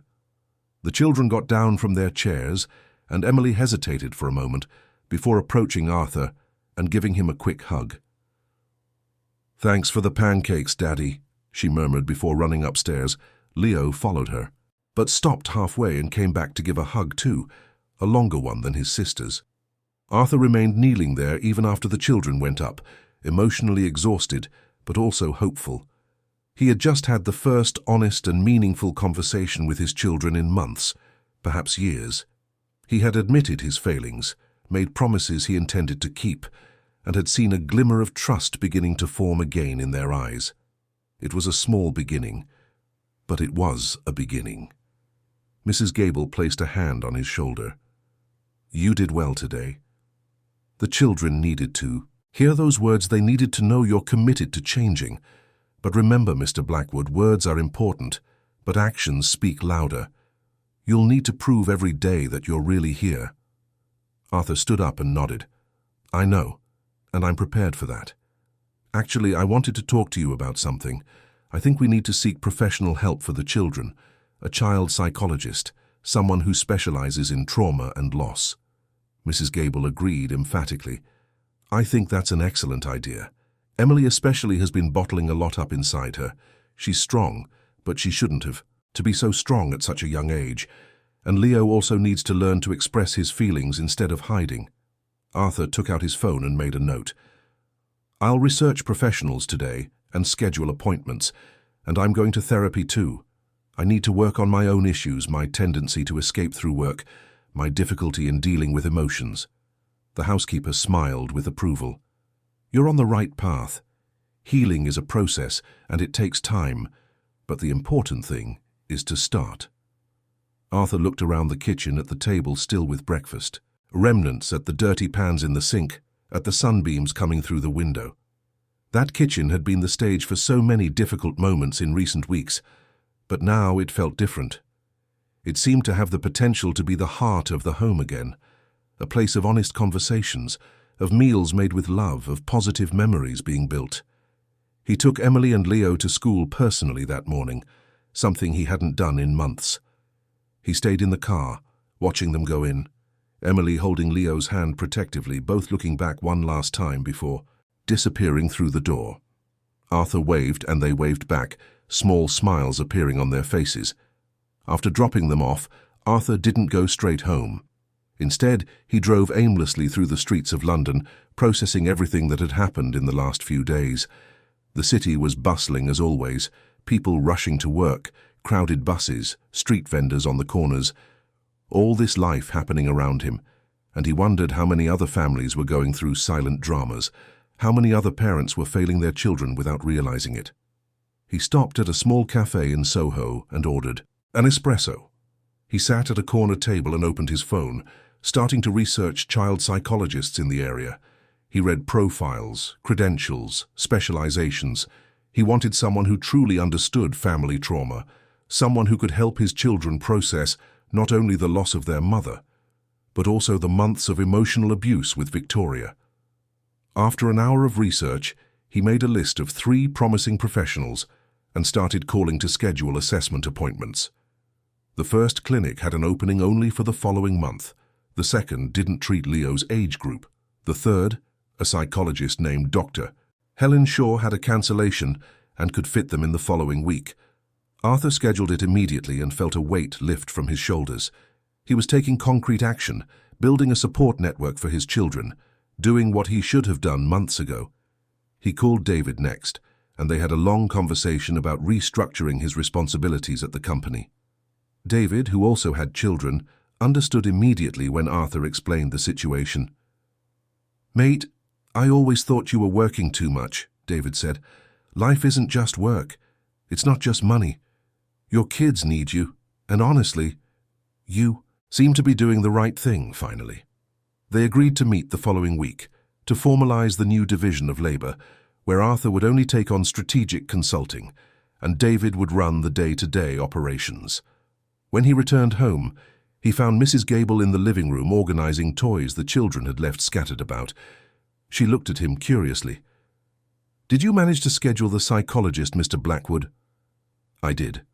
First session next week. And I also spoke with my partner about drastically reducing my involvement in the company. From now on, I'll be working from home, most of the time, and only going to the office when absolutely necessary." Eleanor smiled with approval. "The children will be very happy to hear that." Arthur helped Mrs. Gable finish tidying the living room, and then they went upstairs together to check on the children's rooms. He wanted to make some changes, to transform those spaces into places where Emily and Leo felt truly safe and loved. In Emily's room, he noticed that many of the decorations were things Victoria had chosen, neutral, sophisticated colors that were too grown up for a child. "Let's ask Emily what colors she wants," Arthur said. "Let's let her decorate it the way she likes, not the way someone else thinks it should be." In Leo's room, he saw that the boy had few toys, most of them still in their boxes. Victoria had always said that scattered toys made the house look messy, so she had severely limited what Leo could have in his room. Arthur decided that on the weekend, he would take them both to a toy shop and let Leo choose whatever he wanted. Within reason, of course, but without the absurd restrictions Victoria had imposed. They spent the rest of the morning making lists of changes they wanted to implement in the house. Paints to repaint rooms, new furniture to replace pieces that had been chosen by Victoria and carried bad memories, toys and books to fill the spaces with life and joy. Arthur realized he was excited, genuinely excited for the first time in months. He was building something, creating a real home for his family. When he went to pick up the children from school in the afternoon, they were surprised to see him there again. "Daddy, you came again!" exclaimed Leo, running to hug him. Arthur lifted him into the air, making the boy laugh. "I did, and I'll be picking you up every day from now on. How was school today?" Emily approached more hesitantly, still testing if she could trust these changes. "It was good. I had a maths test." Arthur put Leo down and took Emily's backpack. "And how was the test?" "I think I did well. I studied a lot yesterday." On the way home, Arthur told them about the changes he was planning, about repainting their rooms in the colors they wanted, about buying new toys, about transforming the house into a place that was truly theirs. The children listened with growing attention, their eyes lighting up with each new plan. "Can I paint my room pink, Daddy?" Emily asked. "I always wanted to, but Aunt Victoria said pink was tacky." "You can paint it any pink you want, sweetheart. The brightest pink that exists, if that's what makes you happy." "And can I have that set of cars I saw in the shop?" Leo asked. "The one with 20 different cars?" "You can, son. We'll go buy it on Saturday." The following weeks were a mix of small progress and frustrating setbacks. Arthur quickly discovered that rebuilding trust was much harder than building it for the first time. Every promise he kept was a brick added to the foundation, but every small slip-up, every moment his attention wavered or his patience wore thin, threatened to crumble everything they had built. He started working from home, transforming Clara's old study into a functional space with a computer, phone, and everything he needed. But he found that working with children at home was completely different from working in a silent office. There were constant interruptions, unexpected noises, and the need to be emotionally available even when he was mentally absorbed in spreadsheets or negotiations. In the first few days, Arthur found himself getting irritated when Leo entered the study for the 5th time in an hour to show him a drawing or ask a seemingly unimportant question. It was Mrs. Gable who noticed his growing frustration and pulled him aside for a frank conversation in the kitchen. "Mr. Blackwood," she said while preparing lunch, "you're trying too hard to do everything perfectly. No one expects you to be perfect. The children just need to know that you're trying and that they are your priority. When Leo comes to show you a drawing, he's not interrupting your work. He's asking for validation, for connection, for the knowledge that he is important enough to deserve your attention." The words hit Arthur like a punch to the gut. He had viewed each interruption as an obstacle to his work, when he should have seen them as the work itself, the most important work of all, which was building a relationship with his children. From that day on, he changed his approach. When Leo entered the study, Arthur would stop what he was doing completely, give the boy his full attention for a few minutes, genuinely praise the drawing, ask questions about the colors he had chosen or the story behind the image. Then he would gently explain that he needed to get back to work, but that he loved it when Leo came to visit him. Emily was harder to read. She didn't interrupt like Leo did, but Arthur could see the way she watched, testing, waiting to see if he would fail, if he would revert to his old patterns, if the promises were real or just empty words. One afternoon she came to him with her school report, the grades visibly lower than they used to be. Arthur saw the fear in her eyes, the expectation of being scolded, of being negatively compared, of being made to feel she wasn't good enough. He took the report and studied it carefully. Emily was biting her lip, her hands clasped nervously. When he finally spoke, he chose his words with care. "Emily, thank you for showing me this. I know your grades have dropped, and I imagine these last few months have been very difficult for you to concentrate on your studies." She blinked in surprise, clearly expecting a different reaction. "You're not mad, Daddy." Arthur shook his head and pulled up a chair for her to sit beside him. "I'm not mad. I'm worried about you. Grades are important, but your happiness and emotional well-being are much more important. These grades tell me that you were suffering while I was too absent to notice. We'll work together to improve, okay? I can help you with your homework. We can talk to your teachers, and if you need it, we'll get a private tutor. But I want you to know that your worth is not in your grades." Emily started to cry, not from sadness but from relief. She had carried so much weight alone, so much fear of disappointing, so much dread of not being good enough. Arthur pulled her into a hug and let her cry, making soothing circles on her back as Clara used to do. When she finally calmed down, she looked at him with red but relieved eyes. "Aunt Victoria used to say I was stupid when I got a bad grade," she confessed. "She said Mummy would be disappointed in me if she were alive." The anger Arthur felt was instant and intense, but he controlled it, not wanting to frighten Emily. "Your mother would never be disappointed in you, Emily. Your mother loved you unconditionally and would be proud of the strong, brave person you are becoming. And you are not stupid. You are smart and capable, and you're going through a tough time. That doesn't define who you are." Emily nestled against him, and Arthur realized this was a crucial moment, a moment where he was beginning to undo the damage Victoria had caused. The nights were particularly challenging. Leo had frequent nightmares, waking up scared and crying. Initially, Arthur didn't know what to do, accustomed as he was to letting nannies or Mrs. Gable handle these situations. But now he got up, went to the children's room, turned on the bedside lamp, and sat on the edge of the bed.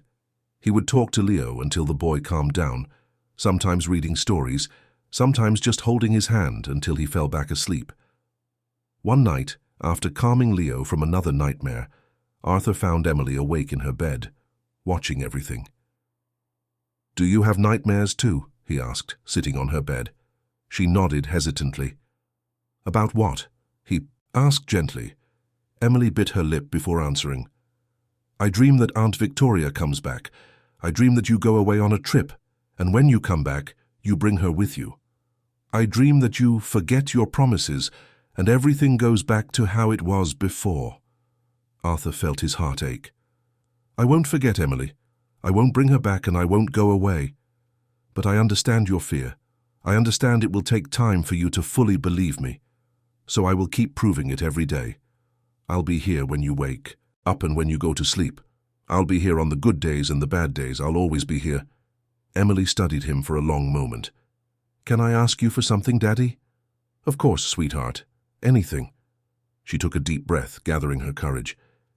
Can you sleep here in our room tonight? On the mattress that Mummy used when we were sick. Just for tonight, so I know you're close if I have a nightmare again. Arthur felt his eyes well up. It would be an honor.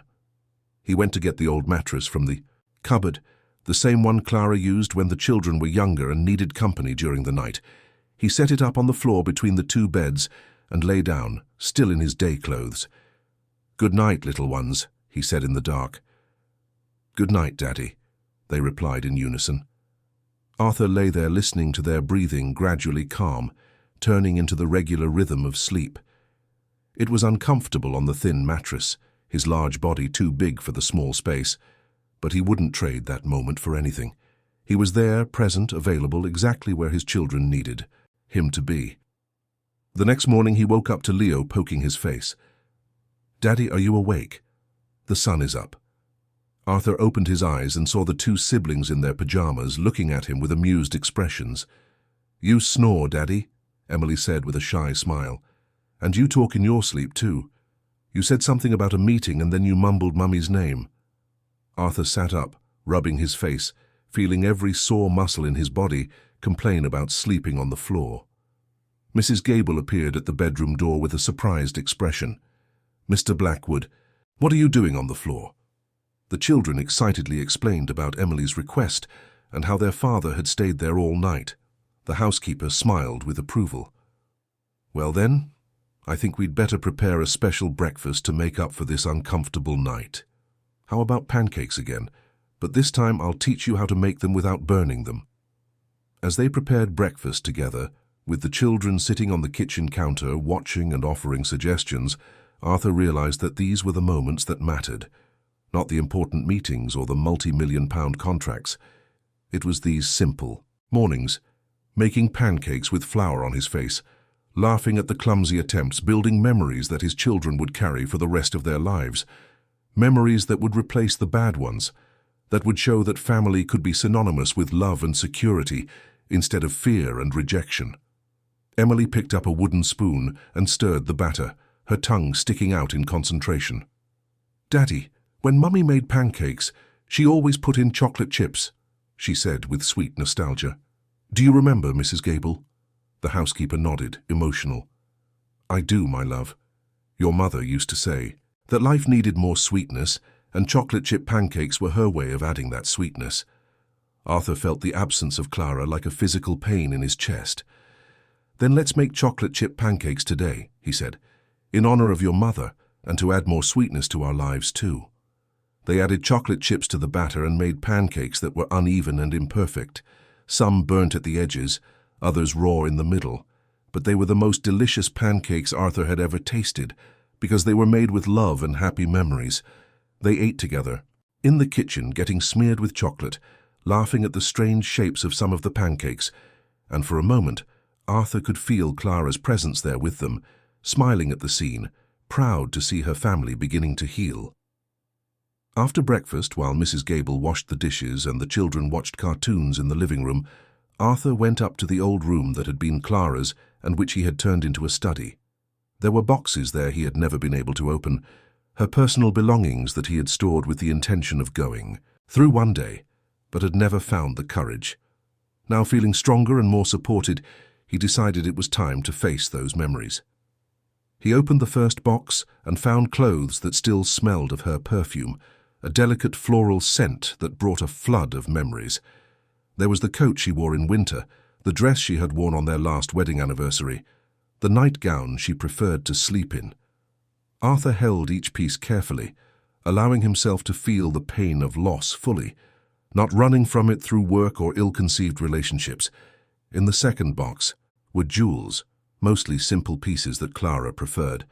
She had never liked ostentation, always choosing delicacy over grandeur. There was the wedding ring she had worn until it no longer fit on her fingers, swollen by the illness. There was the necklace Arthur had given her when Emily was born, with a heart-shaped pendant. There were the earrings she wore on special occasions. Arthur decided he would keep these jewels to give to his children when they were older, so they would have something tangible of their mother. The third box was the hardest. It contained letters that Clara had written to the children before she passed away, one for each year until they turned 18. Arthur knew of the existence of these letters. He had promised Clara he would deliver them at the right ages, but he had never had the courage to read any of them. Now he picked up the envelopes with trembling hands, seeing her delicate handwriting, the names of Emily and Leo written with so much love on each envelope. There was also a letter for him, which Clara had written in her last days. Arthur opened it carefully, tears already streaming down his face, before he even began to read. "My love," the letter began, "if you are reading this, it means I have gone, and you are finally facing these boxes that I know you will avoid for so long. I know you, Arthur. I know you will try to escape the pain through work. You will try to fill the void with distractions. But I ask you not to do that. I ask that you feel the pain, that you process the loss, that you allow yourself to cry and grieve, because only then will you be able to truly heal." The letter continued for 3 pages, Clara sharing favorite memories, expressing her eternal love but also making important requests. She asked him not to neglect the children, to be present even when it was difficult, to find love again when he was ready, but to choose someone who would love Emily and Leo as her own. She asked that he keep her memory alive, but also allow the family to move forward, not to turn the house into a stagnant shrine. Arthur finished reading the letter, with his face wet with tears. Clara knew his flaws, his tendencies, his fears, and yet she loved him, trusted him to take care of her precious children. He had failed so many of those promises, had done exactly what she feared he would do. But now he was fixing it. He was finally honoring her memory in the right way, by being the father she always knew he could be. He went downstairs carrying some photos of Clara that he wanted to put up around the house. He found the children still in the living room, popcorn lying between them on the sofa. "I have an idea," Arthur said, sitting down with them. "What if we make a special space for Mummy? A little corner with photos and things that remind us of her, where you can go when you miss her?" Emily and Leo looked at him with interest. "What do you mean, Daddy?" Emily asked. "Like a shrine," Arthur explained. "But not a sad one, a happy one, with photos of her smiling, with things she loved, maybe even with fresh flowers that you can change every week, a place where you can talk to her whenever you want." Leo nodded enthusiastically. "Can I put the drawing I made of her there? And can Emily write letters to her?" "Of course you can. We'll do it together." They chose a corner in the living room, near the window overlooking the garden that Clara had loved so much. They spent the whole afternoon setting up the space, choosing photos, arranging significant objects, making it something beautiful and comforting instead of sad. The first therapy session was scheduled for a Thursday afternoon. Arthur had researched extensively and found a child psychologist named Dr. Helen Shaw, who specialized in grief and family trauma. She had a welcoming office in Notting Hill, decorated with soft colors and shelves full of toys and children's books. When they arrived, Emily was visibly nervous, holding Arthur's hand tightly, while Leo half hid behind his sister. Dr. Shaw was a woman in her early 40s, with brown hair tied in a loose bun and colorful rimmed glasses. Her smile was genuine and warm without being over the top. She bent down to be at the children's level. "Hi, Emily. Hi, Leo. It's a pleasure to meet you. You can call me Dr. Helen, or just Helen if you prefer. Would you like to come in and see my office? I have some really cool games and toys." Leo looked at Arthur, seeking permission and security. "You can go, son. I'll be right here waiting." Emily slowly let go of her father's hand and followed the psychologist, pulling Leo along. Arthur stayed in the waiting room, anxious, wondering what the children would be telling her, what wounds would be exposed, what pains would finally have a space to be expressed. He spent the entire hour pacing, unable to concentrate on the magazine he had picked up.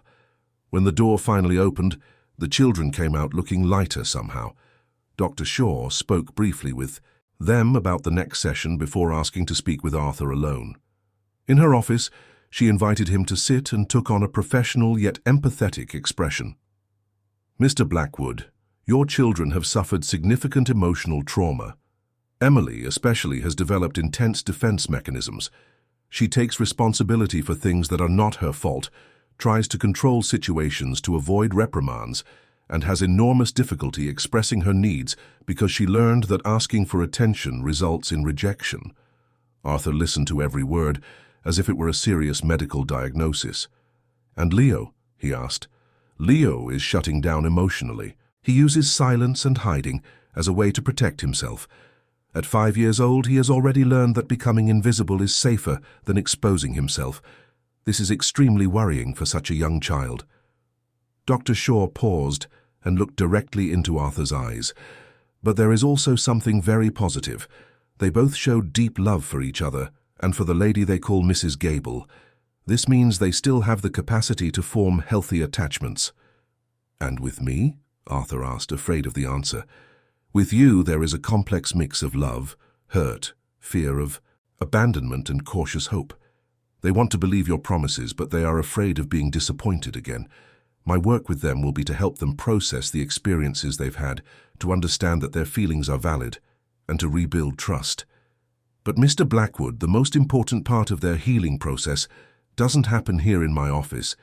It happens at home, in the daily interactions, in the consistency of your actions." Arthur nodded, absorbing everything. "I understand. I'll do whatever it takes." Dr. Shaw smiled. "I believe you will. And I also suggest that you pursue individual therapy. From what the children have told me, you are also dealing with deep guilt, unprocessed grief for your wife, and patterns of escape through work. Taking care of your own mental health will make you a better father to them." Arthur agreed immediately and scheduled sessions with a therapist Dr. Shaw recommended. On the way home, Emily was unusually chatty. "Dr. Helen is nice, Daddy. She let me draw what I was feeling and didn't say I was drawing it wrong or that I needed to do it differently. She just asked about the colors I chose and what they meant to me." Arthur smiled, looking in the rearview mirror. "And what did you draw?" "A broken heart that was being glued back together," she replied. "Dr. Helen said that a heart can have scars, but it can still work well. It can even be stronger where it was glued." Leo, who had been quiet next to his sister, finally spoke. "I drew a house with people inside. Dr. Helen asked who the people were, and I said it was you, me, Emmy, and Mrs. Gable. She asked if anyone was missing, and I said Mummy was missing, but that she lives in heaven now." Arthur felt his eyes well up but kept his voice steady. "Your mother is always with you, even if she's not here physically. She's in every good memory, in every story we tell about her, in every characteristic of yours that reminds me of her." In the following weeks, the routine began to settle more naturally. Arthur had his own therapy sessions on Tuesday and Thursday mornings. The children had theirs on Thursday afternoons. Mrs. Gable, whom he insisted should also have therapy if she wanted, accepted the offer and began working through old issues from her own childhood devoid of maternal affection. The entire house was in a process of healing, each person carrying their own wounds, but walking together towards recovery. One Saturday, Arthur woke up with an idea. He called everyone into the living room and announced they were going to do something special. "We're going to reorganize the house," he said.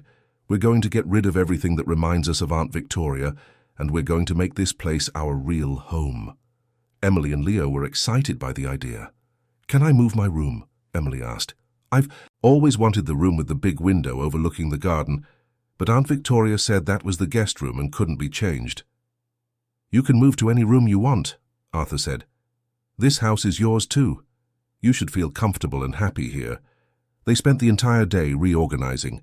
They moved Emily to the room with the big window, painted one wall of Leo's room dark blue because he wanted it to look like the night sky, and transformed Victoria's old room into a playroom and reading nook.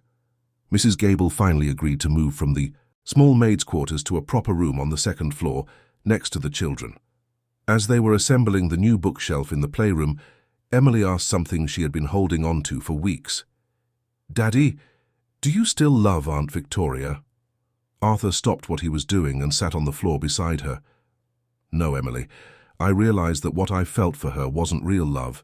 It was convenience. It was loneliness. It was fear of being alone raising you. But real love doesn't hurt. Real love doesn't belittle or reject. Real love builds, it doesn't destroy. And, Mummy, asked Leo, who was organizing books, do you still love Mummy? Arthur felt his throat tighten. I will always love your mother. She was the love of my life, and your wonderful mother. But I've also learned that loving her memory doesn't mean I can't move on eventually. Only this time, if I ever meet someone new, I'll do everything differently. I'll choose someone who loves you as much as I do. Someone who understands that you are an essential part of my life. Emily nodded, satisfied with the answer. Mrs. Gable entered at that moment carrying a box. I found this in the basement cupboard, Mr. Blackwood. It's some of Mrs. Clara's things that were stored away. I thought maybe it was time to bring some of them out. Arthur opened the box carefully and found photographs, some of Clara's favorite books, a crochet blanket she had been making before she got too sick, and a leather-bound diary. The children approached eagerly. Can I see the photos, Daddy? Emily asked. Of course. They all sat on the floor, spreading the photographs around them. There were photos of a pregnant Clara smiling with a hand on her belly. Photos of her holding a newborn Emily, her face radiant with love. Photos of baby Leo with Clara making funny faces to make him laugh. Photos of the whole family at the park, at the beach, on the children's birthdays.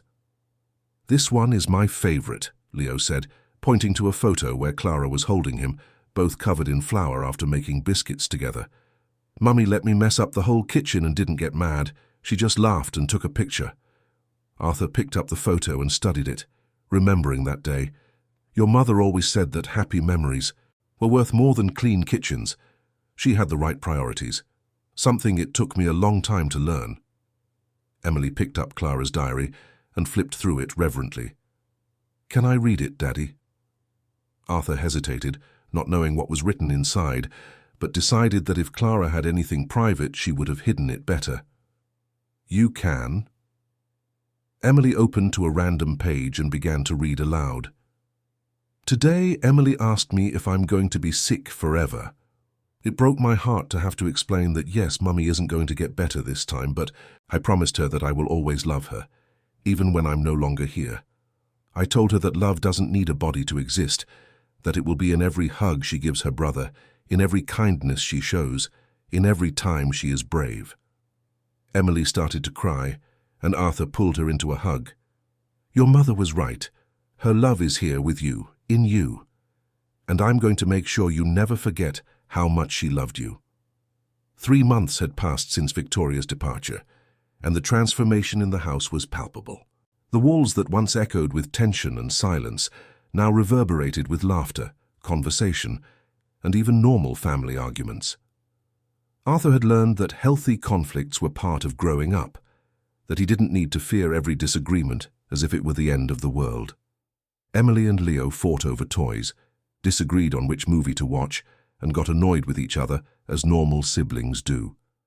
And Arthur was learning to mediate these conflicts without freaking out, understanding that they were signs that the children felt safe enough to express genuine emotions. But not everything was perfect. There were bad days, days when the trauma returned with full force. One morning, Emily woke up screaming from a particularly vivid nightmare where Victoria had come back and Arthur had left. It took over an hour to calm her down, and even afterwards, she clung to him all day, following him from room to room, unable to let him out of her sight. Arthur cancelled all his meetings for that day and simply stayed with her, understanding that his physical presence was more important than any business deal. Leo had an episode at school that resulted in a call from the headmistress. He had hidden in a classroom cupboard after a classmate accidentally spilled paint on him. It took the teacher 20 minutes to convince him to come out, and when he finally did, he was shaking and crying. Arthur went to pick him up immediately, and they talked in the car for a long time. The boy explained between sobs that he thought he was going to be told off for getting dirty, that Aunt Victoria always got angry when he came home dirty from school. Arthur held his son tenderly. Clothes can be washed, Leo. Accidents happen, and it's okay. You don't have to be afraid of getting dirty or making mistakes. That's how we learn and grow. And no one here at home will get angry with you for being a child. They scheduled a meeting with the school psychologist to work on strategies to help Leo feel safer in the school environment. Dr. Shaw suggested he carry a comfort object, so Leo started carrying a small family photo in his backpack pocket. Therapy was working, slowly but consistently. In sessions with Dr. Shaw, the children were learning to name their emotions, to understand that feelings weren't right or wrong, they just existed and needed to be acknowledged. Emily was starting to let go of the obsessive control she had developed, accepting that not everything had to be perfect to be good. Leo was using words instead of hiding, communicating when he was scared or confused instead of withdrawing. Arthur's own therapy was revealing layers he didn't know existed.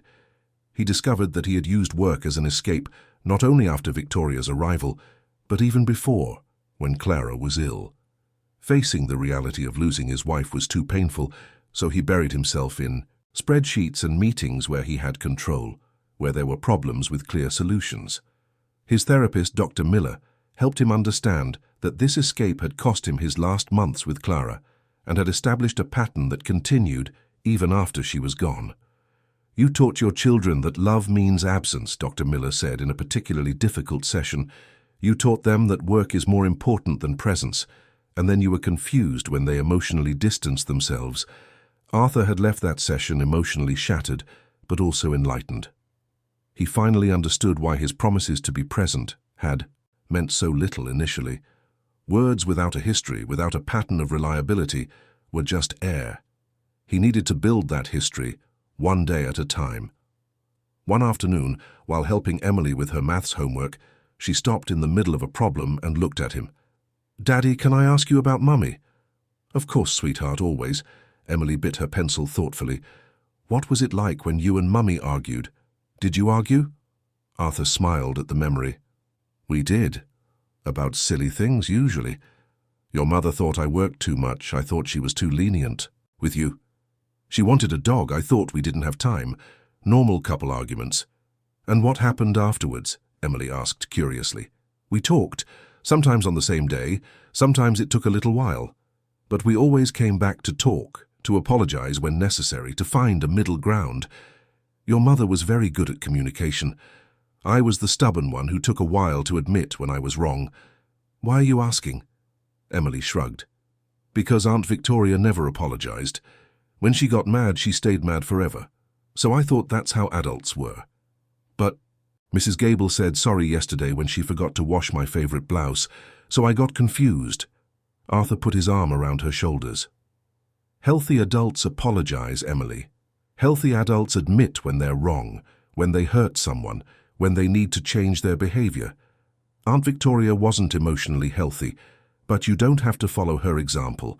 You can follow your mother's example, Mrs. Gable's example, and hopefully my example too, when I get it right." Emily leaned her head on his shoulder.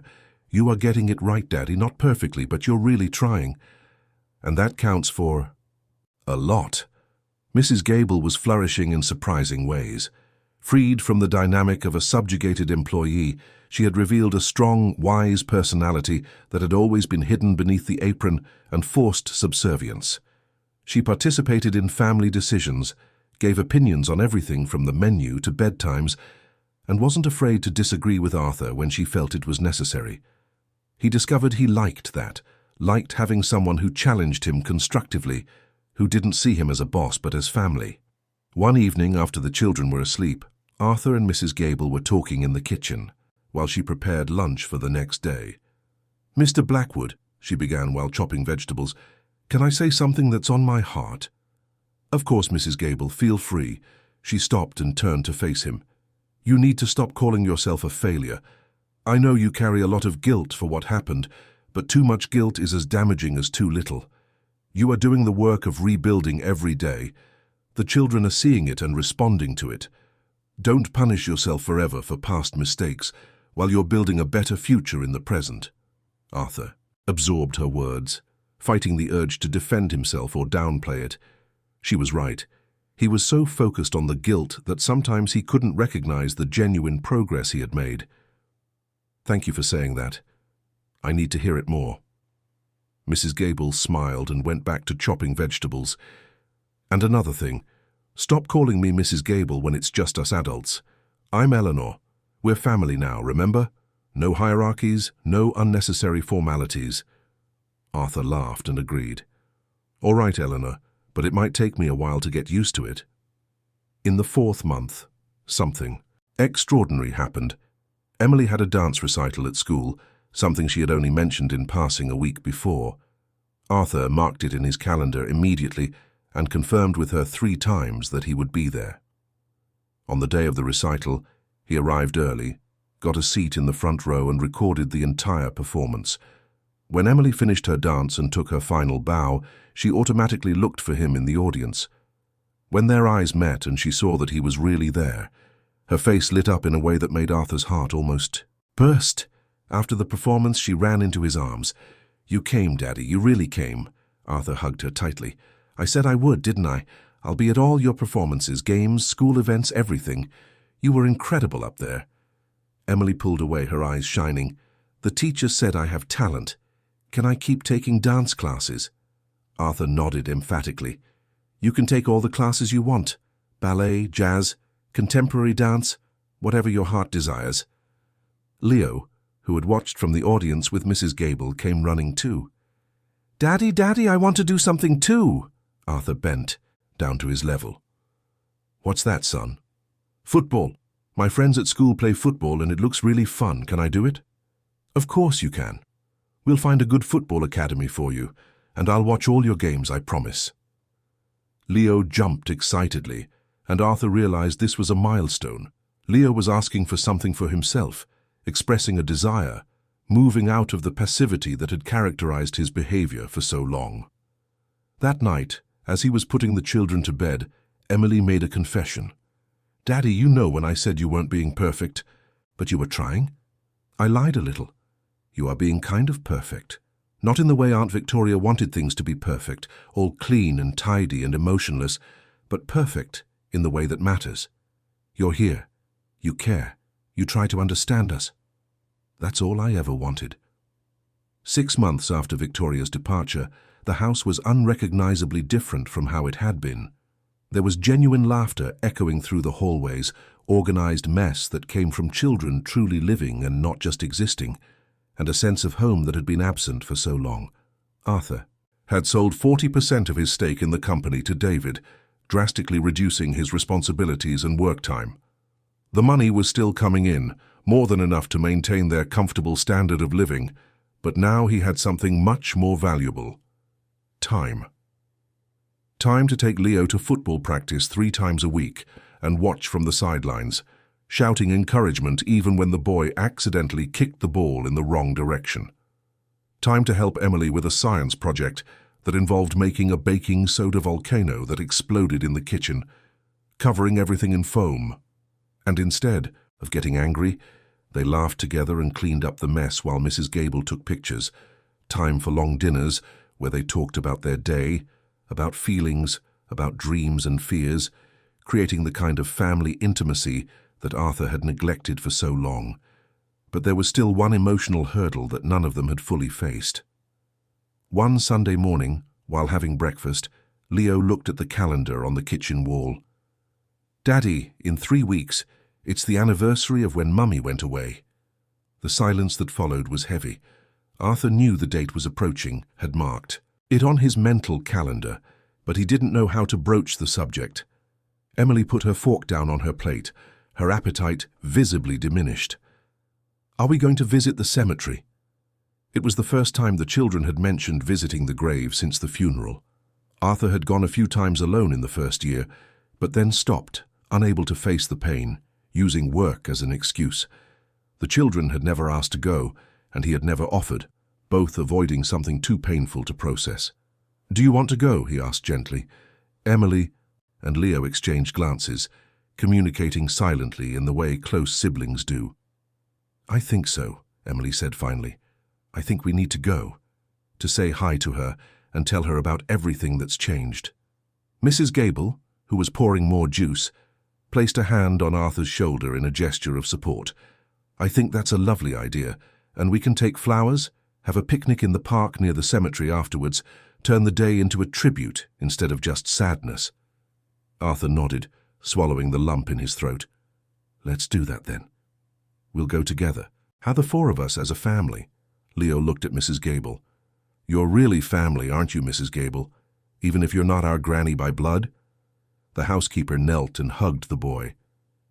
"Family isn't just blood, my love. It's who chooses to stay, who chooses to love, who chooses to care even when it's hard. And I choose you every single day." The 3 weeks passed quickly, each day bringing a mix of anxious anticipation and continuous progress. Arthur noticed the children were more thoughtful, often lost in their own thoughts.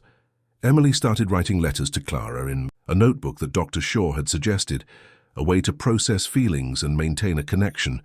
Leo started drawing more, pages and pages of family drawings, always including a figure in the sky, representing their mother watching over them.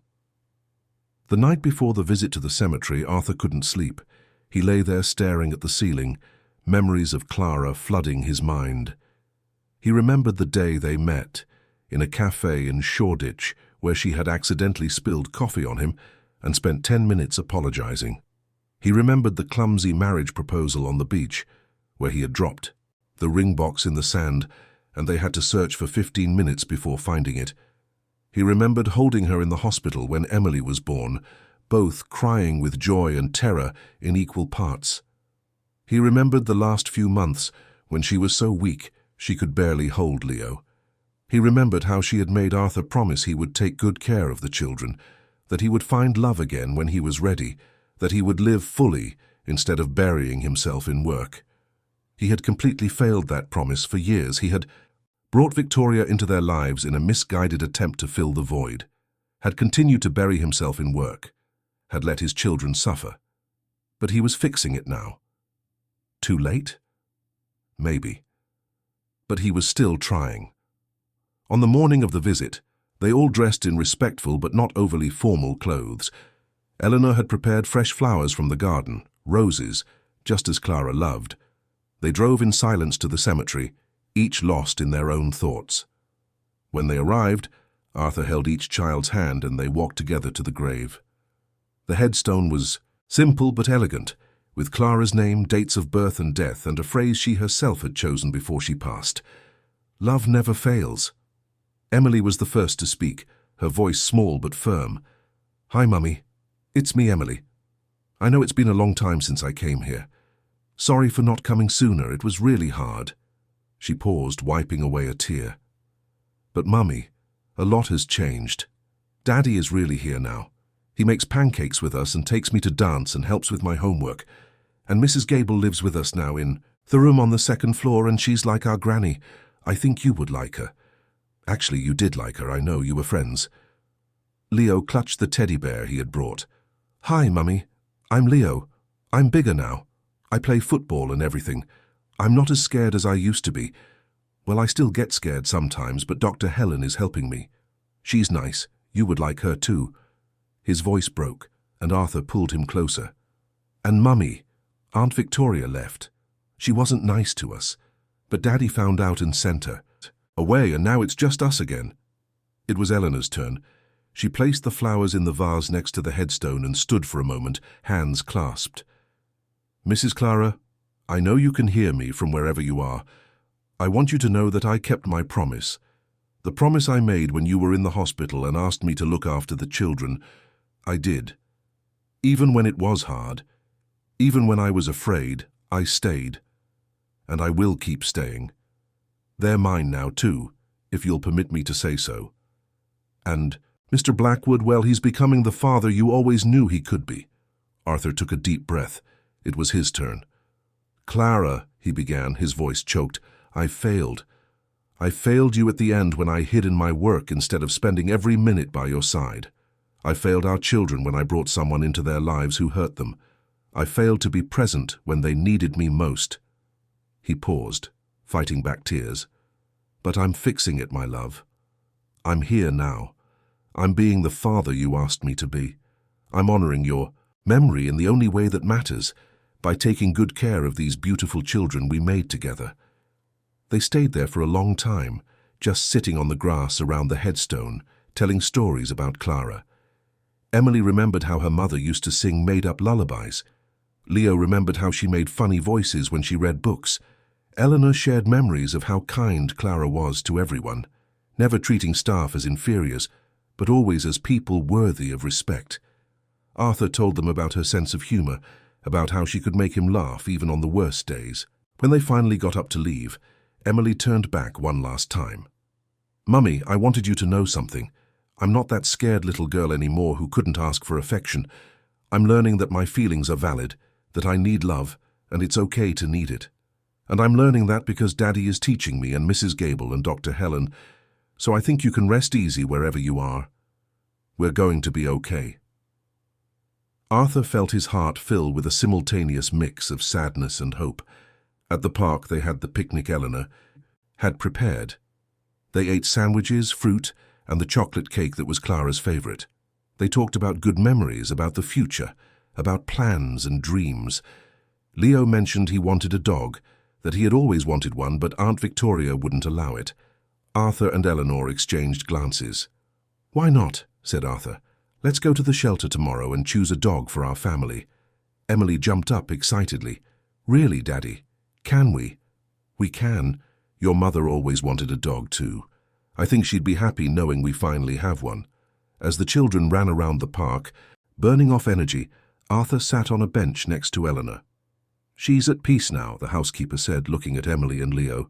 "Mrs. Clara, you can feel it. She sees that the children are happy again, that they're being loved as they deserve." Arthur nodded in agreement. "Eleanor," he said hesitantly, "I'll never be able to thank you enough for everything you've done, for staying when you had every reason to leave, for documenting everything, even at the risk of your job, for loving my children when no one else was."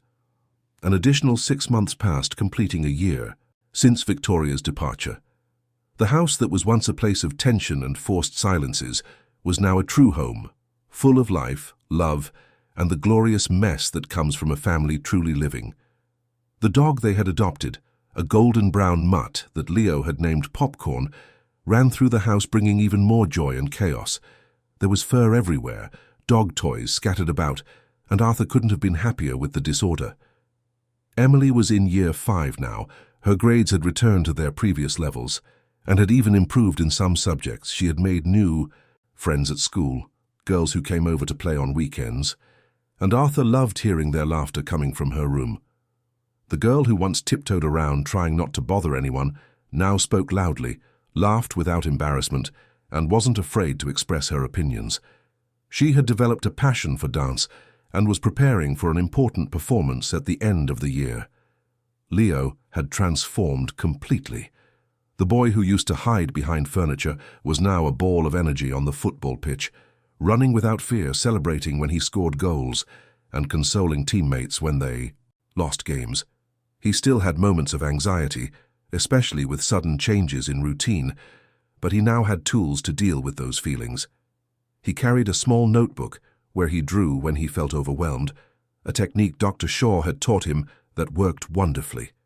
Mrs. Gable had become the official matriarch of the family, no longer an employee but a grandmother in every sense that mattered. She participated in decisions, offered advice based on decades of lived wisdom, and wasn't afraid to reprimand Arthur when he started slipping into old patterns of prioritizing work. Her room on the second floor was decorated with photos of Emily and Leo, drawings they made for her, and a bookshelf full of books she was finally having time to read. She had completed a year of therapy and had worked through deep issues from her own neglected childhood, finding peace with her past.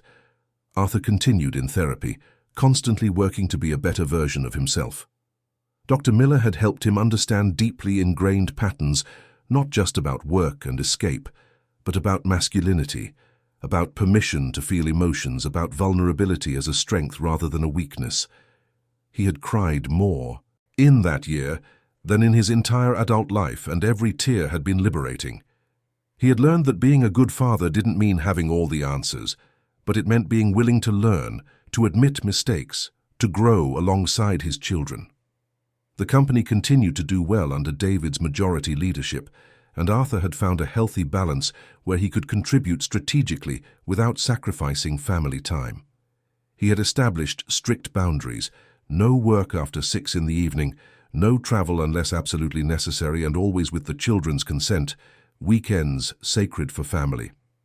And surprisingly, the company was thriving even more, proving that his constant presence wasn't as indispensable as he had believed it to be. One Friday night, Arthur gathered everyone in the living room for an important conversation. He had something he wanted to discuss, something he had thought a lot about in recent weeks. They all sat on the large sofa, popcorn lying at Leo's feet, and Arthur took a deep breath. "I want to talk to you about something, about what we've learned this past year, and about how we move forward from here." Emily and Leo looked at him attentively, and Eleanor nodded encouragingly. "This year has been the hardest and most important of my life," Arthur began. "I learned that I failed you in ways I couldn't even see at the time. I learned that presence is the most valuable gift I can give. I learned that love is action, not just a feeling. I learned that vulnerability is not weakness. I learned that you two," he looked at Emily and Leo, "are the most important people in the world to me, and that no contract, no meeting, no professional success is worth anything if I'm not being a good father to you." Emily moved closer and held his hand. "You're a good dad now, Daddy. You're not perfect, you still burn pancakes sometimes, and you don't understand TikTok at all, but you try, and you're here. That's what matters." Arthur laughed through the tears that were starting to form. "I want you to know that I'll keep trying every day for the rest of my life. But I also want you to know that it's okay to tell me when I'm wrong. It's okay to correct me when I slip back into old patterns. You have a voice in this family, and I will always listen." Leo, who was petting popcorn, looked up. "Daddy, can I ask a question?" "Of course, son." "Are you going to get married again someday?" The question caught Arthur by surprise, but it was fair. "Honestly, I don't know, Leo. If I ever meet someone special, someone I really like and who likes me too, it's possible. But only if that person loves you too. Only if that person is kind and patient and understands that you are an essential part of my life. And most importantly, you will meet that person, you will spend time with them, and you will have an opinion on whether or not she should be part of our family." Emily thought for a moment. "And what if the person is nice but we don't like her anyway?" Arthur didn't hesitate. "Then she doesn't stay. Simple as that. You are my priority. You always will be." Eleanor wiped away a tear, moved. "You've learned your lessons well, Mr. Blackwood. Mrs. Clara would be proud. We're all proud." Arthur looked at her with gratitude. "I couldn't have done it without you, Eleanor. You were the anchor of this family when I was lost at sea." They spent the rest of the evening watching movies, eating popcorn that Eleanor had made, with popcorn stealing pieces that fell on the floor. It was an ordinary Friday night, with nothing special happening, but it was perfect in its simplicity. Arthur watched his children laughing at a funny scene in the movie, watched Eleanor knitting a scarf for Emily as she watched popcorn sleeping on his back, and felt a deep peace he hadn't felt in years. The following Sunday was Emily's 10th birthday. She had asked for a simple party, just family, and a few friends from school. They decorated the house together, Arthur nearly falling off the ladder while hanging balloons, Leo laughing so hard he had to sit on the floor. Eleanor made Emily's favorite cake, 3 layers of chocolate with strawberry filling. When the friends arrived, the house filled with laughter and music, and Arthur stood there watching his daughter just being a happy child, something she had been deprived of for so long. When it was time to sing Happy Birthday, everyone gathered around the table. Emily closed her eyes to make a wish before blowing out the candles. "What did you wish for?" Leo asked curiously. "I can't tell, or it won't come true," Emily said. "But I can say it's kind of already come true. I wished for our family to stay like this forever. Happy. Together. Safe." Arthur had to turn away to wipe his tears before everyone saw. Later, as they were clearing away the party remnants, Emily pulled him aside.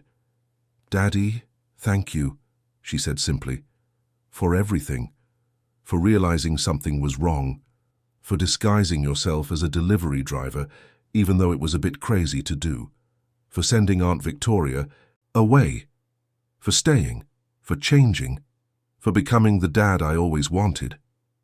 Arthur knelt to be at her level. Thank you, Emily, for not giving up on me, for giving me another chance, for being so strong when you shouldn't have had to be. And I'm sorry for everything you went through. Emily hugged him tightly. You know what Dr. Helen told me? That people can change if they really want to, that it's never too late to fix what's broken. And you proved it's true, Daddy. You proved that adults can change, can learn, can become better, and that gives me hope for everything. Arthur held his daughter for a long moment, grateful beyond words for this second chance he didn't deserve, but was determined to honor every day. Months later, at Emily's end-of-year dance performance, Arthur was in the front row as always, recording every second. When she finished her solo performance, a beautiful and emotional contemporary dance about overcoming adversity, he was crying openly. He didn't care who saw. That was his daughter, strong and talented and happy, performing with a confidence she had rebuilt from scratch. Afterwards, backstage, she introduced him to her dance teacher. "This is my dad," she said with obvious pride in her voice. "He comes to all my performances." The teacher smiled. "I know, Emily. You always point out where he's sitting before you start to dance. It's lovely to see the support you have." Emily looked at Arthur with a smile. It wasn't always like this. There was a time when he didn't come to anything because he was always traveling, but then he realized he was doing it wrong and changed completely. Now he's the best dad in the world. Arthur felt his chest tighten, not with sadness, but with pure, gratifying love. That Christmas, the house was decorated with lights and ornaments they had chosen together. There was a huge tree in the living room, covered with new ornaments and some old ones that had belonged to Clara. Under the tree were wrapped presents, but the greatest gift was intangible. It was the family they had become, the love they had cultivated, the healing they had achieved together. On Christmas morning, they woke up early and opened presents amidst laughter and hugs, popcorn excitedly tearing at wrapping paper. Arthur had bought a new camera for Emily to document her dances, for Leo, an official football signed by a famous player, for Eleanor, a plane ticket to visit a sister she hadn't seen in years, plus a weekend at a nice hotel, all expenses paid. She cried when she opened it, saying it was too much, but Arthur insisted. "You deserve all this and more. You saved this family, Eleanor.